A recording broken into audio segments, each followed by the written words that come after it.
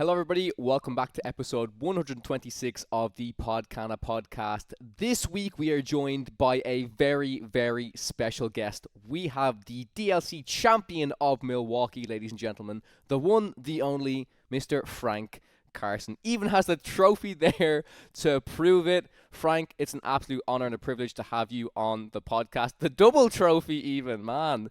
This guy is absolutely flexing right here. Frank, how's it going, man? How was your weekend in at DLC Milwaukee? Yeah, it was a decent weekend, I would say. Feeling great. I truly didn't expect to win this tournament, but yeah, feels amazing to have done it somehow again. And yeah, I'm looking forward to now the 2026 Lorcana World Championship. Yeah, the first person to be double qualified for a world championship, first person to win a DLC both on EU soil and NA soil. You know, you're the whole package, Frank. So, huge congratulations once again to you. So, I just want to say the topic of today's podcast is primarily going to be new set 10 decks. I know everybody is super excited about Whispers in the Well. So, shout out to Frank and Thiago. They have provided some early set 10 brews that we will be discussing in today's episode, but we're briefly going to go over Frank's deck list initially, and then once we get through all of the set 10 decks, Frank is going to take us through the process of kind of building his purple steel deck, refining his purple steel deck. I think that's going to be super insightful for a lot of the competitive viewers. But before we jump into it, I am going to ask Thiago and Sky, how was your guys' experience at the DLC? I'll start with you, Sky. So I had a great experience. I didn't do very well. I had probably the most bizarre actual tournament run I've ever had. I ran into 4 dog decks in a row, and I think it was only like 6% of the field. So that's like 1 in like 1,200 something odds, and that's my worst matchup. So that didn't feel great, but that's fine. And just you can't have them all. Some days are like that. I actually only ran into one of between Blurple, Amethyst Steel, Amber Steel, and Green Blue. I only ran into one all day. Which if you would have told me that going into Swiss, I'd have been like, well, what did I play? That's literally insane. That's only 15% of like the field that was up for me. But so that was fine. It happens. But I did have a great time. I talked to a bunch of people. This is like the first time I got like a guide out and people bought it. And a lot of people brought the deck. They said it was doing really well. It seemed like everybody I talked to was like in it for most of Swiss, and I think quite a few people made day 2 with it. So that was like really awesome to see people having success with the deck. And 2 people made it really far. We'll get to later, but Aiden and Monica from Lorcana duo. I think Monica got top 16. Aiden, of course, got top 8, and they were both playing my deck, which was really awesome to see. So it was fun. It's good to meet all those people. Awesome, man. And yeah, you, Thiago? Yeah, I mean, it's always exciting going to these tournaments, especially since the last one we went to was in Europe, so it's a lot of different faces than the ones that came to Milwaukee. So it was really cool seeing everybody. I was a bit disappointed with my results. I started off pretty well. I started off 8-1, and then I was in a position to win 2 of the next 3 rounds to make top cut, which would have obviously been nice. I only ended up winning one of the next 3, and finished 9-3, which was enough for top 64, but not really the result I was looking for. But it was a really exciting week for me. It was my first time traveling with Team World Class cards since I've been a part of them. And so being with them, getting to know everybody a bit better, and being able to see Frank win and all of us celebrate with him was just like a pretty special moment. So yeah, it was overall a really, really great weekend. Awesome, yeah. I had a fantastic time. I said this to Ravensburger and I think to many people there as well. It was one of the most exciting DLCs for me, I think, just in terms of energy and vibes. Everyone was just so awesome. So many people came up and, said they appreciated the podcast and stuff, talked to people about loads of different things. And not only that, but I was very, very proud of myself too, because it was the best performance I've had, finishing 150th at a record of 8-4. After round 3, I was 1 win and 2 losses. I was like, that's my event. I'll be happy. I'll chill out. But somehow I turned it around, 5 more wins into day 2. And then I lost round 1 of day 2, but I just had an absolute blast. I remember going over to Thiago after round 3, and he was like, bro, you got just play your games. And we were joking, saying, What were we saying? Yeah, I could like get my loss and then go back up to 5-3. Come on the podcast, say just pretend you won your last round of day one to finish 5-3. Turns out I turned it around and actually took it to 5-3. And I got to give a special shout out to Spessy as well, who also finished 9-3, 80th place. For me, this most special thing was it really showed that us as like EU casters could also come to a big event like this and perform and show up. Like that's the thing I was the most happy about. It shows that we're more than just casters. We're also competitive players, and we really, really care about this game. We put in the effort to play this game. So yeah, it was awesome. Before we dive into talking about Frank's list a little bit, I do want to say there is some feedback, some big feedback in general I want to give from DLC Milwaukee, and that is this kind of prizing structure. I have directly said this to a couple of different people from Ravensburger. They're aware of it. I don't know if they plan to change it for the next DLC with Enrichment, but it just felt really rough when most of the weekend the vibes were great, everyone was having a great time, and then basically if you finish between, I think it was like 36 and 110 roughly, that was all the people that finished with a record of 9-3. So anyone that was outside of the top 64 on that score basically got nothing. You didn't get the Simba. It wasn't like the Let It Go last season, which had kind of the pass down if you had the same points. And that just felt really, really, really bad for players that spent all of day two basically going positive, finishing with 3 wins and 1 loss. And many of those players, yeah, still just getting the 10,000 tickets like everybody else. And even without the 10,000 tickets, players that made it to 9-3 and didn't get a Simba basically got the same prizing as somebody that went 3-5 on day one and got their Mulan. Like, it didn't feel great. Even the amount of tickets you got for the prize wall wasn't enough for, like, let's say a playmat, wasn't enough for even 2 promos like an Elsa and a Let It Go. So it felt really rough on the prizing end of things. I even know in Bologna a lot of players complained about this, and in Bologna they gave people more prize tickets. Of course, that's not the answer, but it is better than nothing. That wasn't the case in Milwaukee. So that's my biggest feedback, after having such a great event for those players. I just felt bad. And I think there should be some rethinking when it comes to this overall prize structure. But yeah, let's get straight into taking a look at these decks. All right, first things first, I do want to mention this PPG Pro Play Summit event. Again, we talked about it last week, but this is just a little shout out for them. This event is happening in December on the 12th, 13th, and 14th. They are featuring all of these cards games, but if you're looking for some Lorcana stuff specifically, on Friday they have a 5K happening, on Saturday they have a 10K, and on the Sunday they have a 5K, which will be Infinity as the format. So once again, I know players are probably still asking, is this a CCQ? I know it's a big factor of why people want to try and make it out to these events. So far, it has not been confirmed, but if that does get updated over the next few weeks, I will be sure to inform you all during the podcast. But if you guys do want to head to this event, if you want to purchase tickets, if you're close to the Orlando area or you want to fly in, hang out with a bunch of awesome Lorcana players, it would mean the world to us if you use our affiliate link down below in the video description. It helps out the podcast so much. And yeah, PPG always put on some awesome events. They were the organizers for the DLC season last year, and yeah, it was a pleasure to be able to attend their events. I thoroughly enjoyed them, and I'm sure Sky can say some great things as well. Sky went to the Denver event where he got his NA Continentals qualification. So yeah, once again, shout out to PPG for this partnership as we approach the end of the year. So the next thing to get into is Frank. You're looking dashing in this photo. This is your golden Mickey and your trophy. Before we get into your deck and stuff, like I guess, how did you feel in the moment? I know it's probably a silly question to ask, but you just kept winning. You kept winning. You were getting closer. When you started even day 2, did you feel confident enough that you would, make it to even top 8, top 16? Tell me how you were feeling. No, not at all. I mean, I had a decent day 1, finishing 7-1, and yeah, at that point I thought, well, there may be a decent chance I'll make the top 32. I would have to go 3-1 in the Swiss rounds on day 2. So I felt ready to at least try that. And then yeah, somehow I kept winning. Where yeah, I really was not expecting that. I think I played some good games, but also had the right cards at the right time, and luck was a bit on my side. But yeah, if you ask me how did I feel at the very end, well, I think exhausted might be a good descriptor, because honestly, it was a true endurance battle. Like the finals ended around midnight.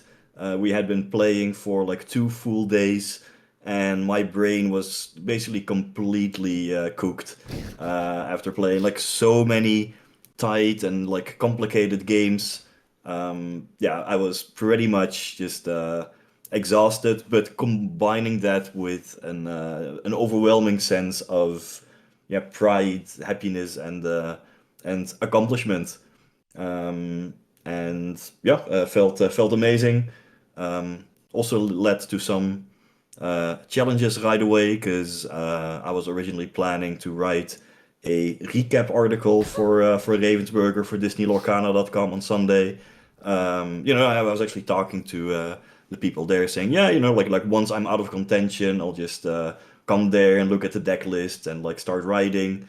I'll be here for the finals to interview the winner, but yeah, that doesn't quite work that way, and I can't really write an Winners article where I yourself. congratulate myself. So we'll work on that with the website editor. But yeah, it was all those thoughts were going through my mind. But also when I won, I was just yeah.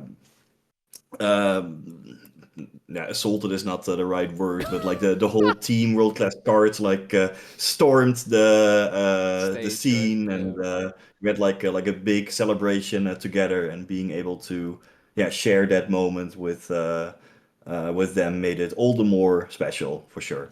Awesome. Yeah. I Yeah, mean, and go ahead, Thiago. You're good. You're good. I think it just like speaks to who Frank is so much that everyone was so excited for him. Everyone really took it as like the team winning because, Frank is such an inspiration to so many people on the team, the way he has competed in card games for such a long time and the way he carries himself and speaks to everybody and just the humility that he always has. And it's just such a pleasure to be around. I did sneak up behind him the next morning right after the tournament. And somehow, after winning a DLC, like 8 hours later, he's just sitting there in the kitchen doing dishes for an Airbnb of like 25 people. I'm like, who allowed this? How is the DLC champion sitting here doing this right after coming off his victory? But I mean, it just speaks to who he is, and I think this picture, anyone who knows Frank is not surprised at what they're looking at right now. It's just like who he is, and it's why people are so excited for him, and why it it's nobody um it's just everybody's so excited for him. Yeah. For I mean, sure. it had to be done. Other people were still sleeping, and like cleaning the glasses that we used to celebrate. Well, I was happy to There do was it. there was definitely some celebrating done. Yeah, for sure. I can imagine, yeah. Well, honestly, the first time Thiago sent me this picture, I was like, yep, this is just an analogy for Frank's back in the kitchen cooking some new decks up for set 10. So, but honestly, like, we laugh about it, but I would love to read a Frank Carson article on the Lorcana website where you talk about yourself, your own journey. You're one of the few people that I think could do it right. As Thiago said, you're very humble. You'd be great at being able to explain your deck building process, your thoughts. But yeah, we're going to get into that a little bit shortly. But I do want to pass this over to Sky because on the screen in front of us we have the legend, the world champion DKP alongside Aiden, who, yeah, this kid like stole the show, stole the hearts of all of the. I was gonna say all of the viewers online. A lot of people online, unfortunately, couldn't witness this moment, but I know the video was shared around. And yeah, Aiden took down DKP in the top 16, securing himself a golden Mickey. And the moment was crazy. You could have been all the way across the hall. The cheers, the applause, the excitement was heard all around the venue when Aiden beat DKP. And it was just an absolutely insane moment. So I want to pass this over to you, Sky, because I believe he played a deck very similar to yours, right?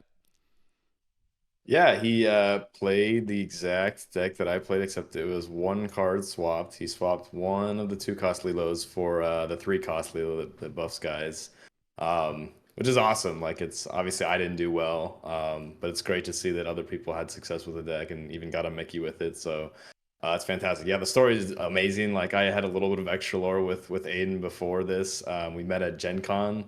Him and his dad were there, and I was sitting at a table with DKP and Ed, and Aiden came up, and his dad was like, "Hey, Aiden is such a big fan of DKP and Ed. Could he please take a photo with you guys?" And he had no idea who I was. And Ed was like, "No, get him in here. He's famous. He's famous." And I got it in the photo, and I still have the photo. But then after this run, I come up to Aiden and his dad, and he's like, "Hey, thank you so much. I bought your guide and all this stuff." And I was like, "Oh my gosh, it's you guys from Gen Con. That's so funny."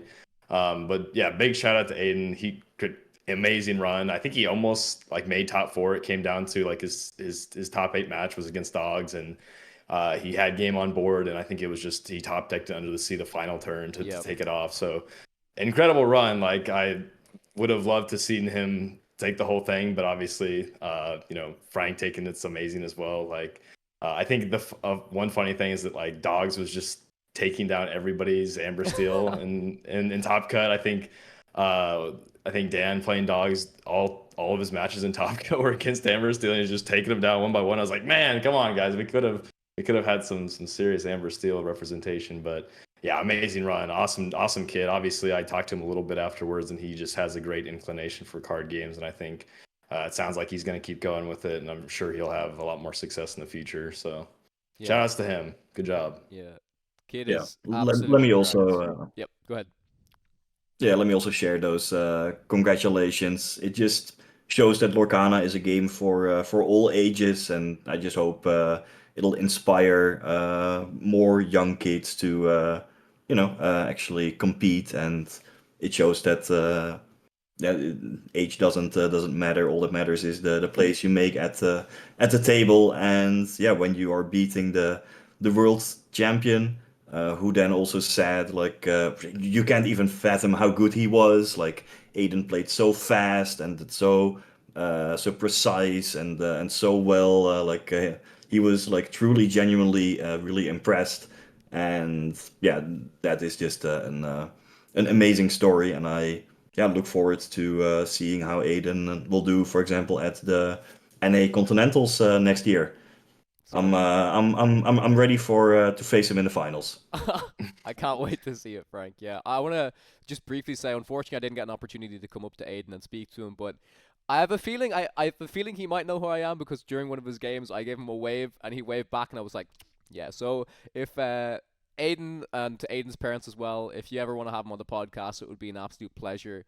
You know, just huge congratulations. He's so young, so skilled, and yeah, I have to echo what you said, Frank. I just cannot wait to see what this kid does in the future. I've heard previously, even like as he after he beat DKP, I heard from some other players that he's just insane in his kind of local area as well. He's performed extremely well at other tournaments. Like I was speaking to a player who goes by the name of Illuminator Fortune online. Alex, he like made that like Ruby Sapphire deck that was like like kind of a strength based Ruby Sapphire deck, but like Maximus and stuff he took down like a 1K a little while ago, and apparently he faced Aiden in the final, and he also said exactly what DKP said. Like, yeah, this kid was just absolutely insane, played so fast, so precise. I think Alex said, yeah, I just had to get very lucky to win that finals, because Aiden was so good. So yeah, huge shout out to him, and yeah, looking forward to see what he can do in the future. But moving on, Frank, we do have your winning DLC Milwaukee Amethyst Steel list, and I would love to pick your brain, as many of the viewers would, I'm sure, on, all of these 1 and 2 ofs. And I'd like to start things off by maybe actually passing it to Thiago, because I know you both spoke about Amethyst Steel a lot. Thiago, being known to play Purple Steel extremely well. I'd love to know maybe how some of your guys' conversations went, maybe towards the final build, but we can get into the actual like progression of it towards the end of the episode. But yeah, Thiago, what were your thoughts when you saw Frank's final list? It was certainly not a surprise to me after having some conversations with him that his list would look something like this. But I think he does a very good job of like articulating his philosophy and really helping other people understand the way he sees the game. Obviously, this looks not too similar to a lot of the Amethyst Steel decks that I played throughout this format, but if you really like chunk it up, you can kind of see the similarities. Like um, if you group all of the 1-drops together and group all the 2-drops together and group all the 3-drops together, like you end up seeing that they kind of follow a somewhat similar formula. Um, you know, at the end of the day, playing a card like 2 copies of the White Rose and 2 copies of Tinkerbell is not that dissimilar from just playing 4 copies of the White Rose and 0 copies of Tinkerbell. But I think nobody's deck lists really look like Frank's, and the way that he has, like won multiple DLCs with the amount of time that he has to dedicate to the game, it's like he's much less available than some of the other top pro players in the game are. So it really makes you think like that he must be getting some sort of decided advantage for himself by the way he approaches deck building that other people who aren't as open-minded are kind of missing out on. Sure. Yeah, like I think you describe it well, Thiago, because when I see this deck, I don't see a jumbled mess of cards, but rather like a finely tuned curve of 10 1-drops, 9 2-cost characters that I like to play on turn 2, 13 3-drops, and so on. And then like that count for the 1-drops and 2-drops gives me like a high enough consistency to use my ink on turn 1 and 2, and the large number of 3-drops allows me to aggressively mulligan them away, just keeping a 1-drop, a 2-drop, a Genie, Wish Fulfilled, and a Strength of a Raging Fire, relatively safe in the knowledge that even if I alter all my 3-drops, I'm quite likely to draw another by turn 3. I think you played in somewhat of a similar way. But then, yeah, like within each curve slot, I switch the numbers around a bit more. And the main reason for that is that Lorcana has, well, a forgiving mulligan rule and an inking mechanic, and together that just enables sort of a toolbox approach. So in these lists, I balance consistency with flexibility, right? For consistency, I still play all of my best cards as 4 copies. I'd probably play like 10 Strength of a Raging Fire if I could. But for the curve fillers that are, like the cards that are almost equally good on average, but that have different strengths and weaknesses in different matchups or situations, I like to, yeah, split them rather than like playing like full 4 copies of a certain card. And that gives me, yeah, more specific tools in different scenarios. It's kind of a, yeah, like toolbox which Swiss Army knife approach that in a way just lets me rebuild the entire deck from the start of any game. It's almost like I'm playing multiple decks at once, or like I have access to a sideboard in my main deck. Because if you think of it, like any time in Lorcana where you would say ink a white rose on turn 3 to play a white rose, you have kind of lost out on options. Because if either of those white roses would have been any other inkable 3-drop, I mean, it can never be worse, but you could gain an edge if you have like more choices.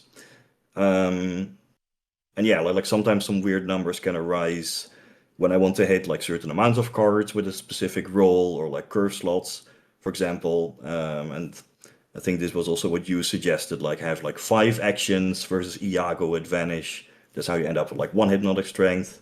But then if I want to have at least two-cost cards that can give one of my 3 strength characters +1 challenger, or at least +1 challenger versus Tiana on turn 5, then I also want to add like 1 Madam Mim Skater.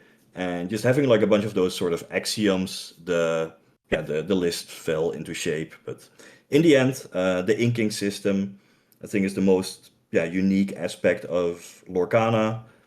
Skill intensive in the game, and also enables to use these seemingly weird numbers in deck construction. And so far, that has worked for me. Awesome. Yeah, no, I think that's some fantastic insight. And yeah, due to the inking system as well, kind of like you mentioned, right? It's you have that flexibility where some of these cards might be better in certain matchups versus other matchups. And that's why I think a lot of these counts come into place, right? For example, I know Thiago, you talked a lot about the idea of like Happy and Mr. Smee as these, anti-evasive cards, and usually I think most Lorcana players see these cards as, oh, I'm either kind of playing these as the anti-evasive cards, or I'm not playing these cards and I'm playing maybe like more Raja or just other one drops, right? I think a lot of players struggle to try and mix the two of these together because they fear that, oh, maybe I might not have. I guess they kind of want to build a deck where one of these options is always consistently good, rather than, okay, in this matchup this is better, and in this matchup this is better. So, would you mind, Frank, kind of talking through your thought process of, for example, right, like you play 3 Mr. Smee here, and you play 2 Raja. I'm assuming the Mr. Smee is there for the anti-evasive matchup. Maybe if you're against Purple Steel Mirror match and you want to try get rid of the opponent's Dumbo, or if you're against Blurple, you want to get rid of the opponent's Dumbo versus something like a Raja. Timothy Q Mouse helps you out to get a little bit more gas in certain matchups. So I'd love to hear, like your thought process of what makes you put 1 or 2 or 3 of something like these 2 drops, depending on matchups, if possible. Yeah, we can get into that at the end in a bit more detail as we go over the history of the list. But yeah, basically, I wanted a mix between, indeed, as you described, like Mr. Smee can be better against evasive decks. Raja typically gonna be more valuable against, say Ember Steel. But it can also depend on like what kind of draw you have.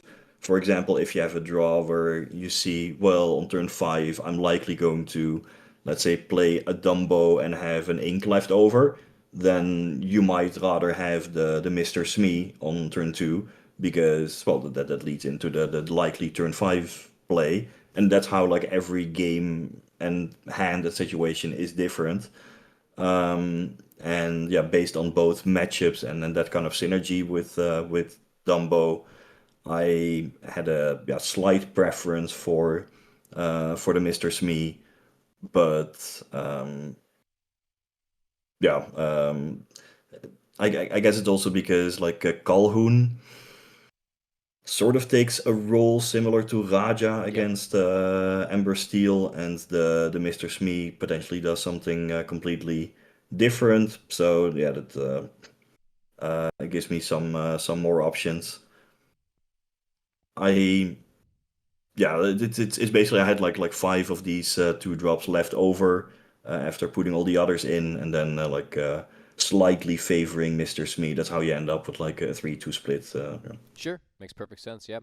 Well, as you mentioned, we will get into this a little bit more. I think I was getting drawn into into talking about the deck, but yes, we are going to be showing off some set 10 decks. Whispers in the Well is nearly upon us, and as we saw, Frank was in the kitchen cooking as he does, and this deck does not look too dissimilar to your other deck in terms of there's lots of different ratios, different counts of a lot of these new cards. So we don't have to go and spend time talking about all of the new cards, but if there's any particular ones you would like to highlight, Frank, within Purple Steel, maybe what they add to this deck as an archetype, would love to hear your thoughts. Yeah, I made sure it was still like 3 full rows on Dreamborn. It has some aesthetic appeal. Sure. But yeah, this list has some small upgrades and some more major changes. Like in terms of like small upgrades, for example, the Black Heron, the 3/3 for 2 is just strictly better than a Raja. I also think the Lexington, the 4/4 with Alert should be slightly better than Genie, the 3/4 in a metagame where you have to answer stuff like Tiana and the 2/4 evasive Genie. And yeah, we also now have Cheshire Cat as a more flexible version of Bell, Accomplished Mystic. And yeah, overall, I just kept like a similar ink curve as the one I used in Milwaukee, just now with like a new and an upgraded character roster. But I think the major changes in this list are twofold. One is he hurled his Thunderbolt, kind of like, and then along came Zeus, but well, similar because most of the relevant characters have 4 willpower anyway. And yeah, it's in a way more copies of a Strength of a Raging Fire type effect. And such removal is always powerful because you can sing it and get an ink positive exchange that helps you get ahead on board. The DT boost for that card, not all that relevant, but Hades, the new 5-drop Hades that draws 2 cards, is a relevant DT to receive the Challenger boost. The other big new addition is Demona, the 6-drop, because now the deck can basically like curve out, play Demona on turn 6, ideally just draw 3 cards. You challenge down the entire opponent's board because Demona exerts all the opposing characters and take over from there. And yeah, this list is completely untested. It's like just me theory crafting with some of the new cards that look appealing, but it still has the same strength of the deck that I played in Milwaukee, and with the new 5 and 6 drops in Hades and Demona, I think you may even have sufficient card draw power to potentially contend with Blurple in long games. So yeah, I like the look of this. It looks super super cool. And all the new cards in there, they actually like they make sense to be in there as well. I know Thiago, we didn't really get to speak about it too much because our episode was lost to time. But you're a big fan of like the Black Heron, of the Lexington, of the Francine. But there's one card I want to talk to you about, Thiago, because you were telling me, initially we reviewed this Hades card. Am I right? And Thiago's like, this card doesn't seem all that good. I think you may have changed your mind potentially, right? Yeah, no, we recorded it the day before the cards got spoiled to post it as soon as they got spoiled, and then by the time the card got spoiled and we went to post the episode, I had already changed my opinion on the card. I think this Haiti card is like super super solid. I think just you're pretty much never going to be able to banish a character with it, but just being a 5-cost inkable card that draws you 2 cards and establishes a body that can sing songs and also threaten to move damage, be it with a Cheshire Cat or with Bell or something, is just super strong effect that I think we're going to see in a lot of the purple decks moving forward. Yeah, and another card I'm particularly interested to try out a little bit more, interested to see what the ratio of it will be moving into future decks, is this 3-cost David Xanatos. I think this card is super, super, super strong. It allows you to basically turn any other card in your hand into a Fire of the Cannons, and I think it will have a lot of relevant targets within the meta, but I'm very curious, like, it's going to take a couple of weeks. We're still 2 weeks out before even pre-release for this set, but I think this is definitely a card to keep your eye on. Shout out to you, Frank, as well, for including in this Violet Saberwing. I'm a big fan of Sir Hiss, that 2-cost inkable 3/1 evasive stat line, so I just think cards like that are super good, but in particular when they're paired with songs, like 2-cost songs that you can sing. So not particularly in this deck, but I just like the idea of those types of cards because you can sing a song and then they're pretty well protected unless your opponent happened to play a super early evasive card. Before we move on, because I know we have a lot of decks to get through, Sky, curious to hear your opinion on a couple of these new cards in here. Is there any color combinations you're interested in testing yourself besides Amber Steel? Maybe some Blue Steel potentially? Yeah, I mean, I always like to try Blue Steel because that's what I played for 5 sets in a row. And Cinderella is very good. I mean, being able to drop a Tinkerbell consistently on turn 4 while playing characters is always good.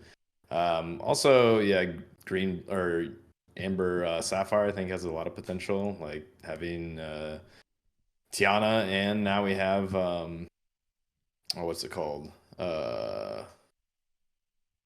What's the card do?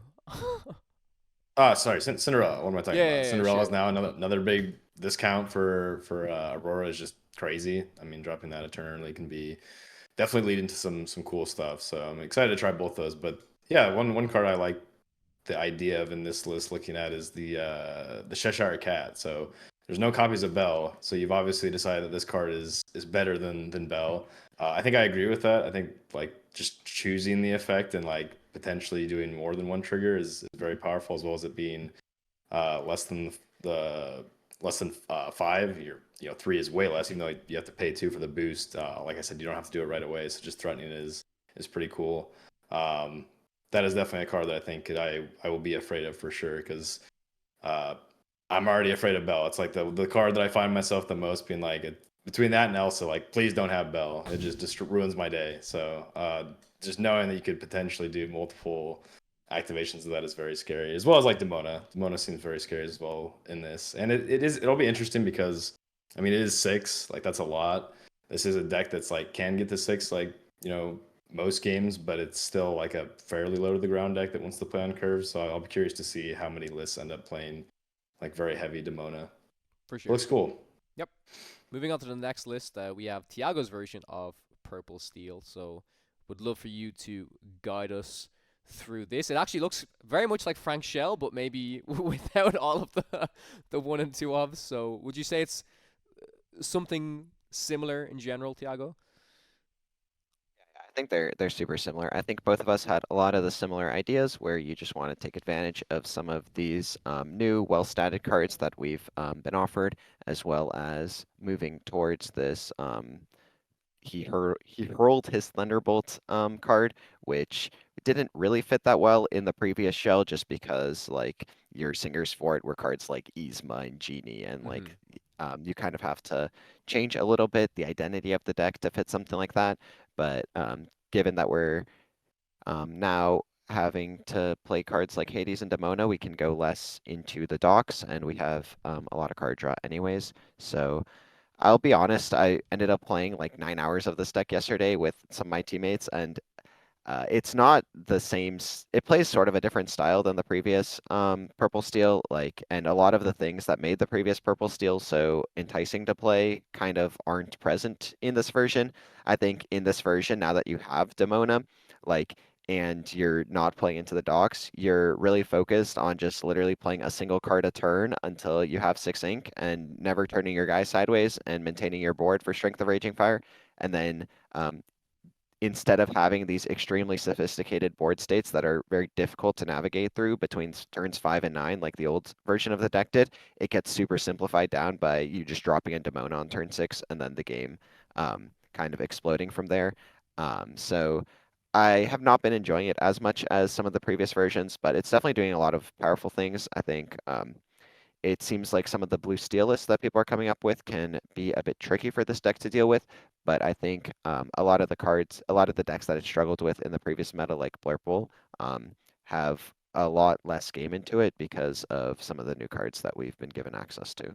Sure. So what I'm hearing is in early testing, at least, this Demona card seems pretty strong. So I'm curious to see if that will be the case as we approach closer to the release window. But moving on, we are going to move into the Amber Sapphire deck section. And I have to say, I think this is a ink combination that's been very underrepresented in the past. We've seen a couple of kind of mainly aggro builds. We haven't seen any other type of version really shining in previous metas.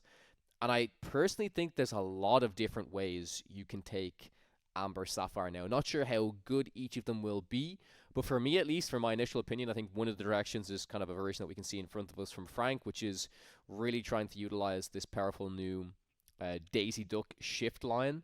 And then you can also kind of build a deck that's obviously princess focused with the new, with the old rather, Aurora, because I like the idea of the Aurora being able to basically also be like ramp for your Cinderella. So for example, if you happen to miss like a Tipo or a Sail, but you've got your 1-cost Aurora out, you can basically still play your Cinderella on turn 3, which is quite interesting, as long as the Aurora isn't dealt with. But yeah, taking a look at this deck, Frank, as I mentioned, one of the key things that people are looking to do is probably, shifting this Daisy Duck out quite early. But yeah, would love for you to talk to us about that, and then maybe also the inclusion of the Down in New Orleans, because I've seen a lot of people try to build around this card a lot with this Shift Daisy line. Yeah, this deck just has one of the most absurd openings that are possible in the new format. It's indeed turn 1 Daisy Duck, turn 2 Sail the Azurite Sea, turn 3 Shift Daisy Duck, the paranormal investigator. So now the opponent's ink is going to enter exerted, sing down in New Orleans, get another strong character, and just run away with the game. Um, I I don't know if down in New Orleans is truly necessary in all this, but it seemed fun to build around. I was also inspired by the various detectives in Whispers in the Well. I recognized that building this into sort of a princess deck, yeah, can also be viable, perhaps even better. But with so many new detectives in the deck, I wanted to see what it would look like. So in this list, with 26 of them, Judy Hopps uncovering clues would be about like 82% to hit at least one detective in the top three cards, and that turns her into a powerful value engine that I thought was quite nice. Also, many of the detectives that you want to be playing have support, and that's great because they can turn World's Greatest Criminal Minds or the Minnie Mouse Sweetheart Princess into a reliable removal effect. And they can also allow the new Rapunzel, Ready for Adventure, into a way that protects your key characters, because she puts sort of a shield on characters that are chosen for support. And yeah, that all came together in this list, which shows off some of the new possible synergies that we may build around. For sure. A card like Down in New Orleans is a card that a lot of people have tried to experiment with since it's been in the game, but I think a lot of people have had difficulty building a deck around it, trying to balance still having a consistent curve and all of the things that you need to have access to with your actions and whatever that you still might want in your deck. So, considering your mathematic background, how do you sort of decide how you want to build a deck like this, how many expensive characters you want to include to hit off Down in New Orleans, kind of balancing the fact that it can sometimes miss as well as sometimes not give you characters that are super, super high upside like a 6 cost character would be. Yeah, like I have to look back into the exact numbers, but I remember when I was building around down in New Orleans, at some point earlier, I wanted to have like at least 20 good hits for consistency. And in this deck, if we also count some of the four drops as good hits, you can yeah, you can reach that number. You have one shift line in Daisy Duck. I mean, technically Judy Hopps as well, but realistically just one shift line with Daisy Duck to play down in New Orleans earlier. But by pairing it with Amber, you also get access to Prince Naveen, which can sing it right away on turn three after a sale. So there are some moving pieces that can make it work. But I do think that a big part of it is playing enough powerful 4 and 5 drops that you would be, somewhat happy to hit off of down in New Orleans, so that you can still present a somewhat realistic curve and be well, and you don't need to like build the deck completely around down in New Orleans, where if you don't sing it on turn three, your deck does nothing. Here, it's more like a bonus to have access to. Because if you would build a deck with I don't know like 26 drops and 4 down in New Orleans and everything, if you don't draw it, your deck is just going to do nothing at all. You don't want that. Sure. Makes sense. Moving on to another one I just grabbed off of the internet. I was talking with a friend today. This is by James Lunt88, and this is more of trying to mix the kind of princess build with the Daisy Duck shift line. However, it doesn't have so many princesses in it. Well, at least it has more kind of 4 cost and 5 cost princesses rather than cheaper ones. But again, this is an example of where you can use the Aurora to get the Cinderella out early. Fun thing you can do in this deck is also just on turn one, or on turn two rather, quest with the Aurora and just shift the big Aurora if you want a 3/5 that quest for 2 for some reason. But yes, you would require you to quest and leave the card exerted, and you wouldn't have quested with the big one. But yeah, this deck is trying to utilize going along the curve also of trying to do this new Amber Scrooge McDuck into the Simba, and I think Simba kind of combos ish with Down in New Orleans, even though Simba itself doesn't cost 6, and for example, Hades doesn't cost 6. But the idea of Simba is you also want to be having some big, impactful characters. So this is quite an interesting build, and I definitely wanted to show it off on the podcast. But I do have a question for the room, and maybe I'll ask you, Sky, this.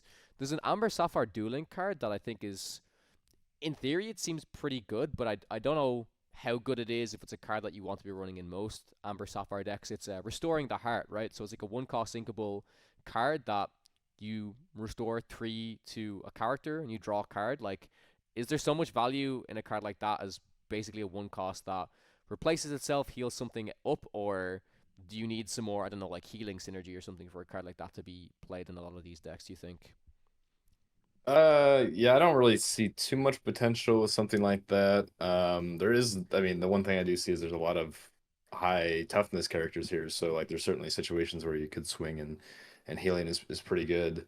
Um, yeah, I don't know. I think you'd have to have some sort of type of synergy with that, Sure. but I do want to talk a little bit about my thoughts on this type of list Mhm. and this shell. Being somebody who really reaped the benefits of Aurora this set and just saw how crazy that card can be, Mhm. and building around lines specifically with that card in mind. I think this color combination has a lot of potential this set. The one kind of weakness I see is card draw. We don't have a whole lot here. Like if you just look at all these cards, there's really nothing that says draw a card other than this 4-cost aerial card that's a little bit clunky. Like in Amber Steel, say if I was to play this card right now, turn 4 is the turn where you really are going to want to sing Strength of Raging Fire and cash in.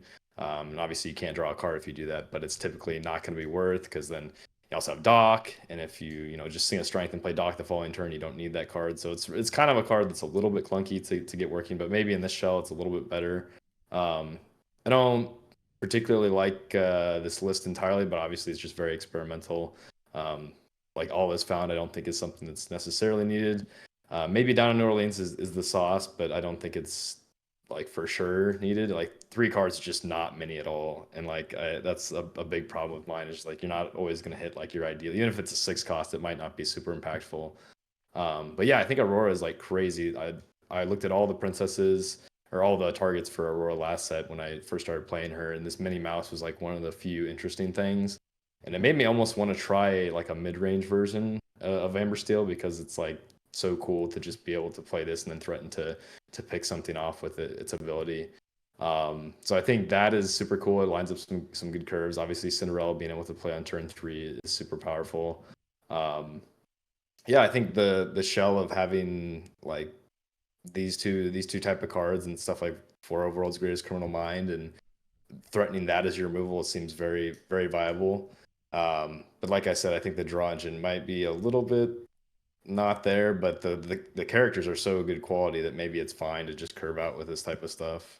Yeah, super interesting. And yeah, speaking about the Minnie Mouse and then the world's greatest criminal mind, if Demona seems like a card, at least in early testing, that's pretty rough to deal with. It could be some cards that could help out against it. You've also, like, if Blurple in general stays quite popular, Dumbos, Genies, Elsas, you've got that new The Horseman Strikes card, which is you can banish an evasive character and draw a card. I think that card is pretty good, honestly. So I think there's lots of things to explore with an Amber Sapphire. I will move on to I think we actually have 2 more versions to show, so I'll get through this one quickly.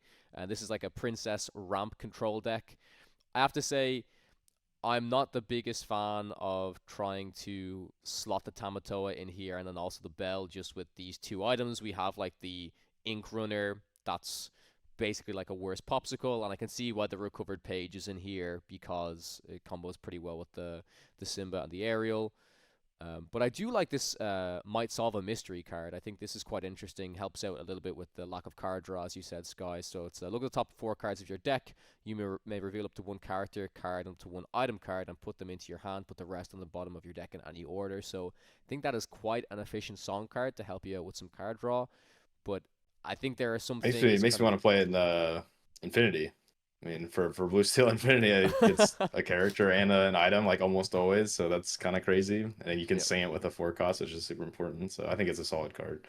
For sure, yeah. I think there's some cool things you can do in here as well. Like the Judy Hops is interesting. That at the end of your turn, you ready another chosen character. I know some people were trying that with like the Down in New Orleans package, but I do want to move on to your build, Thiago. You have this blue-yellow deck as you've labeled it, but yeah, this is more of a build we're used to seeing within Amber Sapphire, right? Very aggro focused, and maybe Sky might be intrigued by this as well because it seems a little bit aggro, kind of something like you're doing with Amber Steel. So is this a deck you've just crafted in theory so far, Thiago, or have you played a few games with it so far?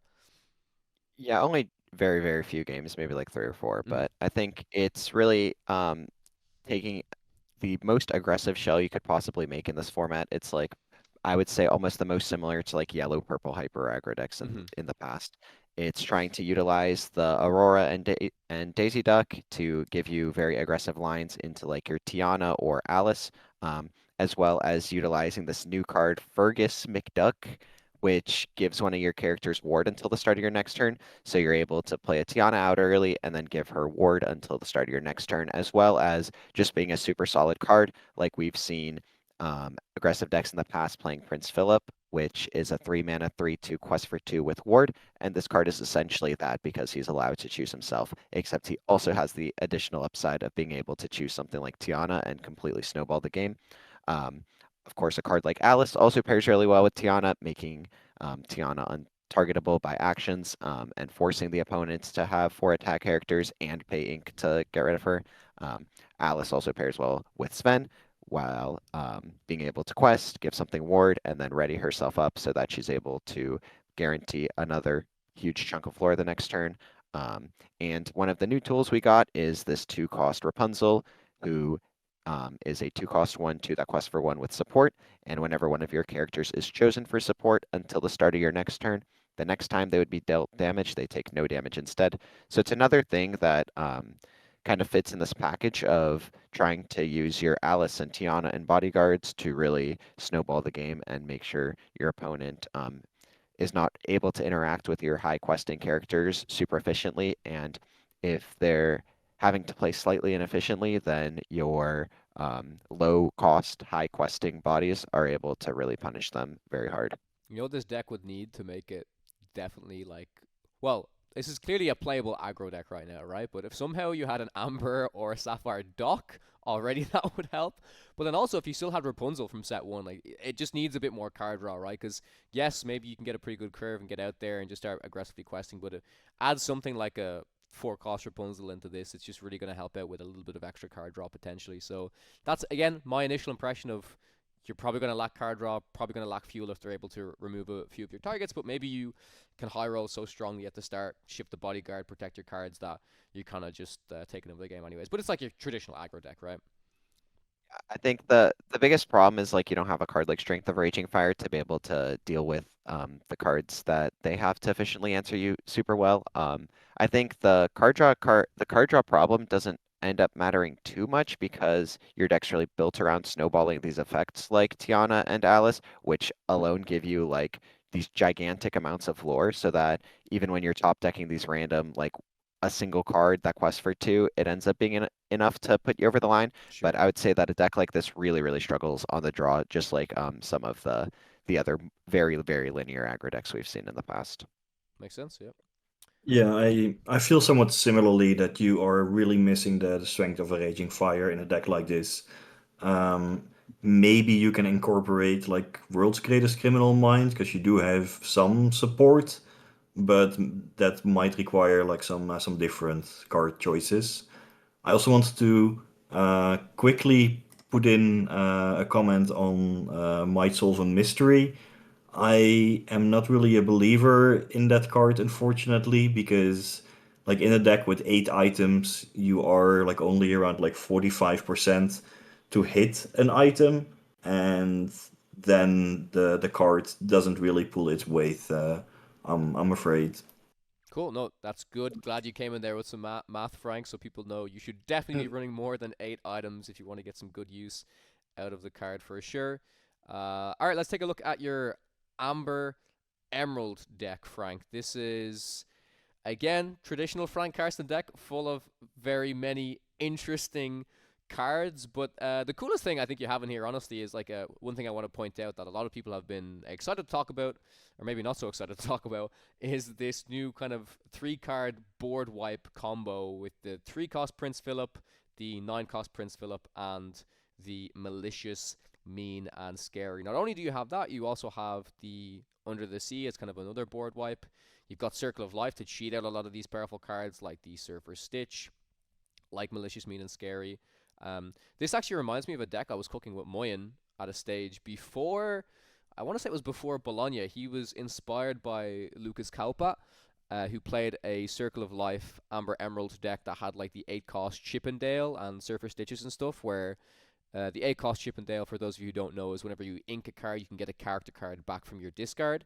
And it did some really interesting things by being able to cheat out that card. It did also run like Clarabelle and stuff for a little bit of card draw.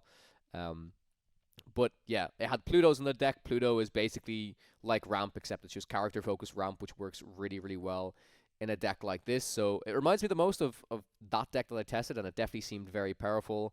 At the time, at least, it struggled a little bit against the set 9 Blurple of being able to beat that consistently, but it felt like it had some pretty fair game into a lot of the other decks. So yeah, would love to hear your thoughts on some of the new inclusions in here. I know that combo is one of the main ones. We've got this like new 2-cost Scrooge McDuck, which is super interesting as well. So yeah, would love to hear your thoughts.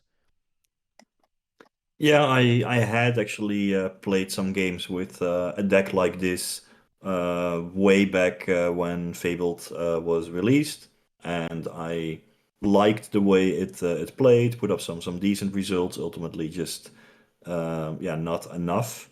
But I was reminded of it when I saw the potential for the combo, because this combo of like Malicious, Mean, Scary plus Prince Philip, it can certainly work in say like a Sapphire blue green ramp strategy where you shift the 9-cost Prince onto the 3-cost Prince early, but you can also ignore that whole shift line and just play the big Prince Philip from the discard for free with Circle of Life. And this list tries to do that mainly, using the Tramp Street Smart Dog to just discard the Prince Philip, to dig for your key songs, and then yeah, like just sing them to win the game. You can consistently play Circle of Life on turn 4 with some of the early singers in the deck, or like shifting a big lady to help out with that. And yeah, Bobby, Yzma, and the new Scrooge McDuck can discard the Prince Philip to put it into the discard where you want to have it. Maybe we can even play more Scrooge McDuck, the 2-drop. The deck can afford some inkables, perhaps instead of Yzma, but yeah, it will be like sort of similar slots where the new Scrooge McDuck can quest for a lot, whereas Yzma is inkable. And given that this is a deck that is probably not going to race all that much, I didn't want to pull the trigger and go for like 4 Scrooge. But yeah, there are lots of different ways of approaching and building a deck like this. But yeah, that combo with Prince Philip sweeping the opponent's board out of nowhere seems like a powerful new thing to consider for the new format. Yeah, 1 copy of our reveal card as well, Sky. I'm personally very happy to see that in there, because I remember we announced this card, and I think the biggest reason Ravensburger gave me this was because, it probably fits into my yellow-green Infinity deck where I can minus my opponent's stuff and do Under the Sea. But Sky, like, I remember when we talked about it, you were a little bit higher on the card than me, or at least you made me think that the card was better than I thought. Granted, there is only 1 copy in this deck.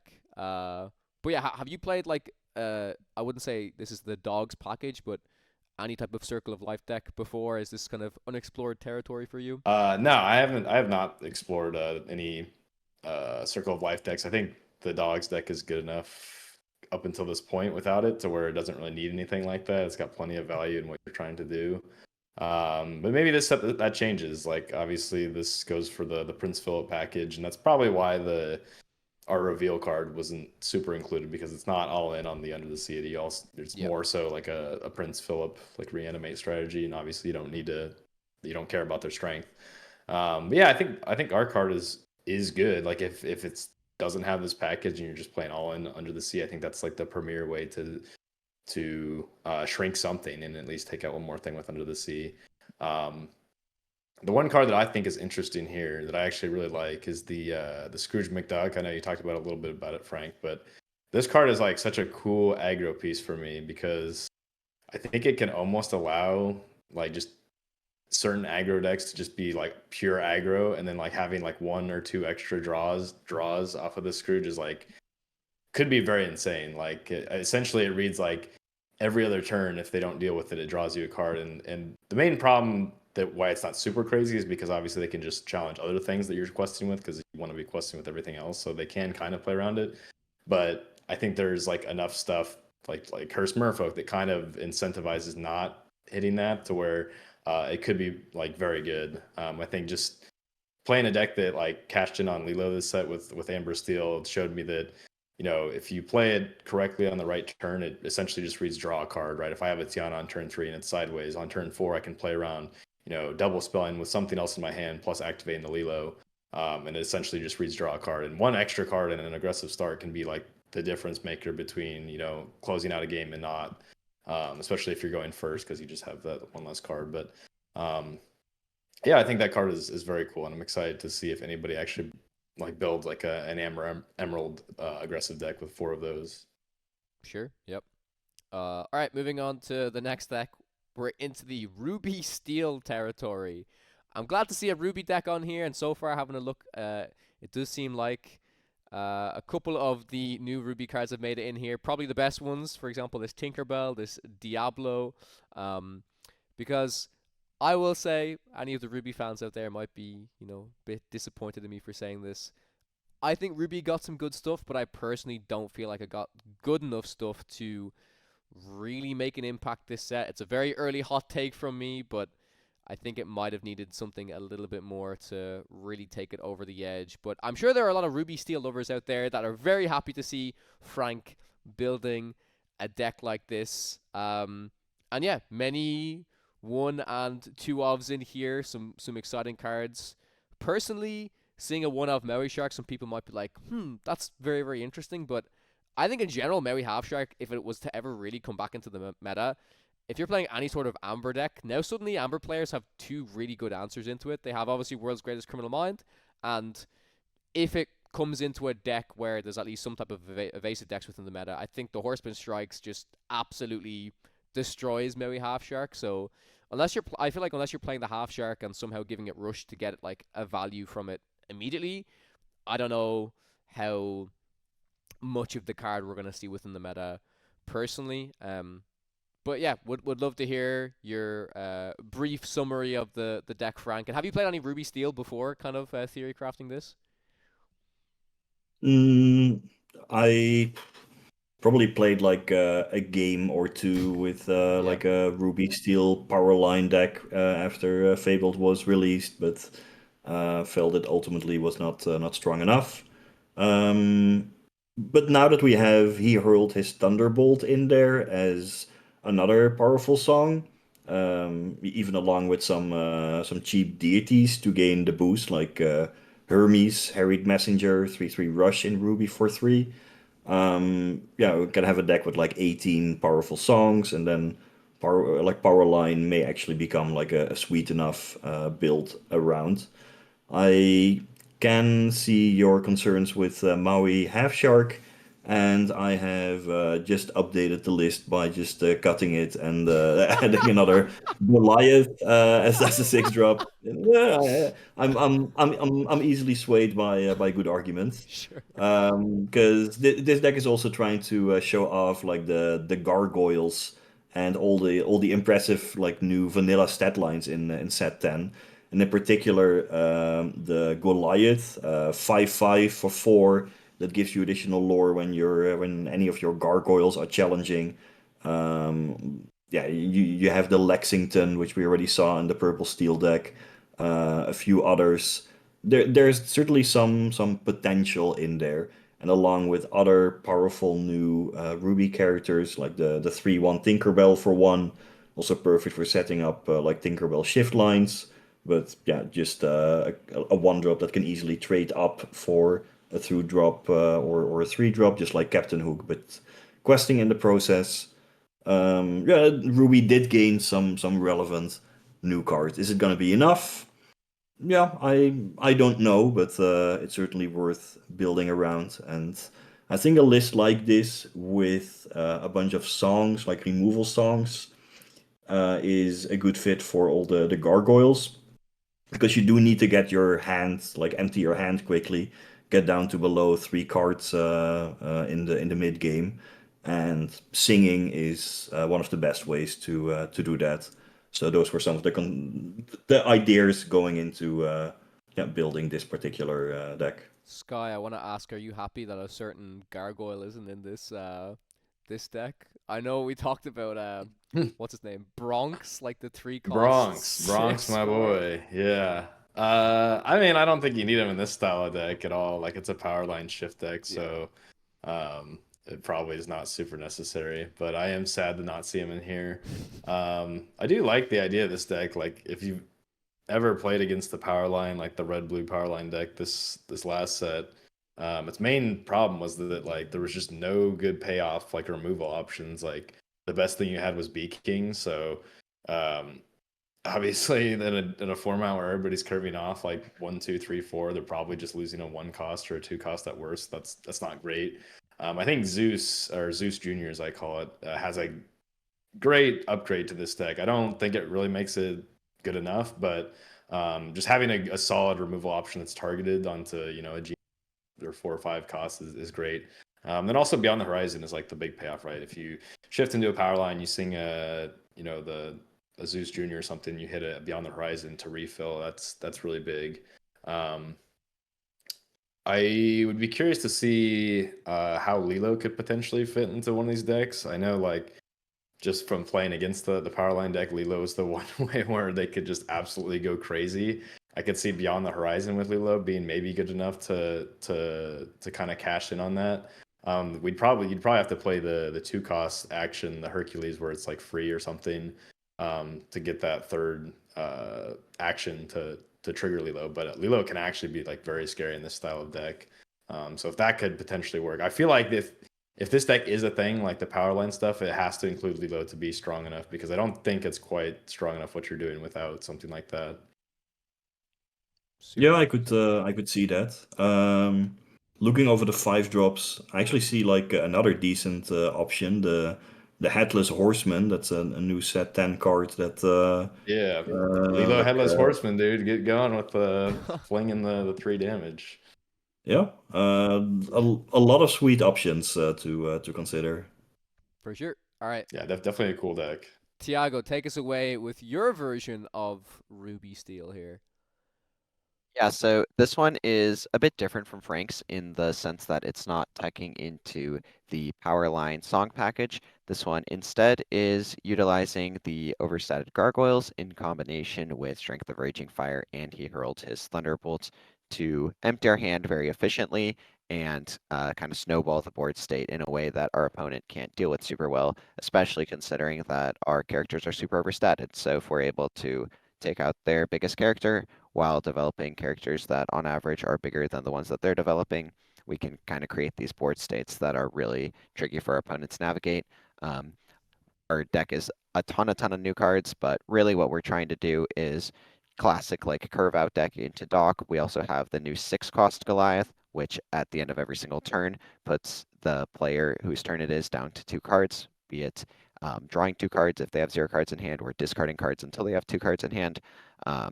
And so we're trying to really build these big board states that our opponent can't deal with, and eventually when they have to start questing, we're able to use cards like our 4 cost Goliath as well as Mushu to really punish them. Sure. This is basically how when I look at this deck, I see purple steel but ruby.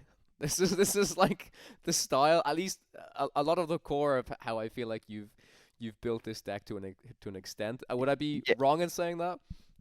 No, no, no. The big difference is that this doesn't have 4-cost Genie, which is, of course, a very defining way that Purple Steel plays the game.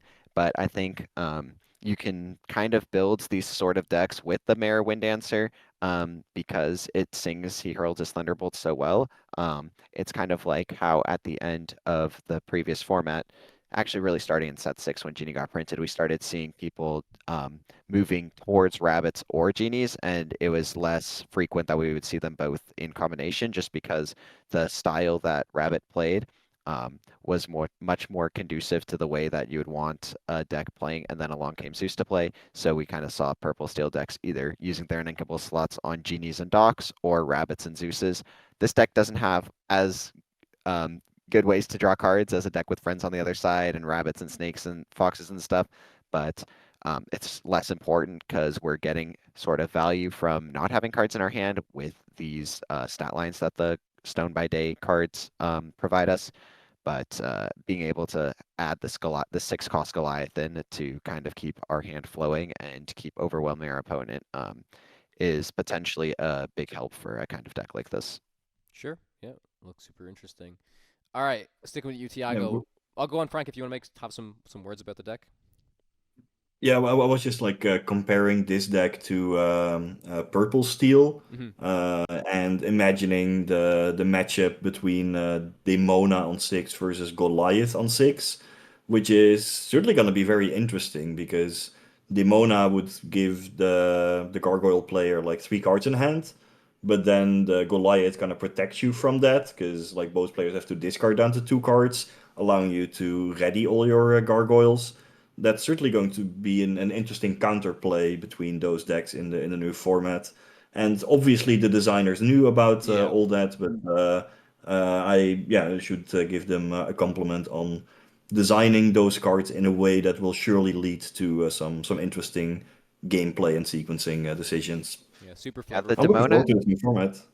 Yeah, I don't actually know how Goliath works. It says at the end of each player's turn, if they have more than 2 cards in their hand, they choose and discard cards until they have 2. I don't know if that counts your opponent or just the active player. I guess the way that you explained it makes sense with the wording, but that's actually not how I had originally thought it worked when I first read the card. Interesting. But yeah, the I Demona, mean, it's at the end of like your turn and your opponent's turn, right? yeah, because it says each, right? So I don't know. Yeah. I guess, yeah, that makes the most sense. But yeah, the Demona battles are pretty interesting right now. It feels like the person who goes first has a huge advantage because I play Demona, exert all your things, and then I'm able to challenge into all your things. So now you have nothing left, and then you go into your turn 6, and then you can play Demona and exert all my things, but I just killed all the things that you have to attack back into me. But it is super interesting because like the player that goes second gets to exert the opponent's Demona and draw them up to 3 cards. So now they can't ready up with their Demona. So I think it's going to end up being like a really prevalent thing in the meta, and it's going to be interesting to see if people are able to kind of find ways to navigate around it because it seems so advantaged towards the player that's going first currently. Sure. I have one question for you, Thiago. Have you tried the 2-cost Diablo in this list? Because it doesn't have that many uninkables, and you're also playing a couple Milan. So was it just like really not great because of the uninkable, or what was the thought of not including it here? No, I think it's definitely super good. It's really suited towards this kind of deck. I think cards like that 2-cost Diablo and Calhoun could certainly be played. Or the Black Heron I as well, just right? Maybe. yeah, the black hair and my girl. Yeah, so I think all those cards are totally fine. I just wanted to kind of focus in on all of the gargoyles, Yep. so I added a bunch of Brooklyns and Hudsons before adding those cards, even though those cards are more powerful. And I think Lumiere is super interesting with some of these like alert cards and whatnot. But yeah, I definitely think that a card like the Diablo could certainly be super powerful in a kind of shell like this. Yeah, Lumiere plus Bronx if Tiana's still in the meta. Bronx just one-shots the Tiana without having to pay That's the Pretty good, tax. right? Dude, the Pretty Bronx, good. man. I'll tell you But what. yeah, I I think like that this deck. Go yeah, ahead, go ahead. sorry. Yeah, I think Okay. the Diablo is really well suited in these kind of aggressive decks, and this is kind of like melding together Amber Steel and Purple Steel. So just like these curve out dock decks, like yeah. So Yeah, I think decks like this that have very little draw just within like Doc and Goliath can be fine because they play such large statted characters that like you're fine with just going 1 card per turn, and in a meta that's like so curve out and doesn't have board wipes, you can kind of get away with that. It's like almost like somewhere in your curve you draw a card and just by retaining those powerful cards. Yeah, I think Ruby Steel for sure has the best shot at being good this set. I feel like this is definitely the deck that will utilize gargoyles the most if it is a thing. I don't know how often you're going to go and get to 6 and feel good about dropping a Goliath. Potentially, like if depending on how your curve goes, you could drop Goliath, sing a strength, and then be at 0 and cash in there. But yeah, I think this deck is super interesting. I think just being big statted stuff, this post rotation format is a lot better than it was in previous sets. So seems good.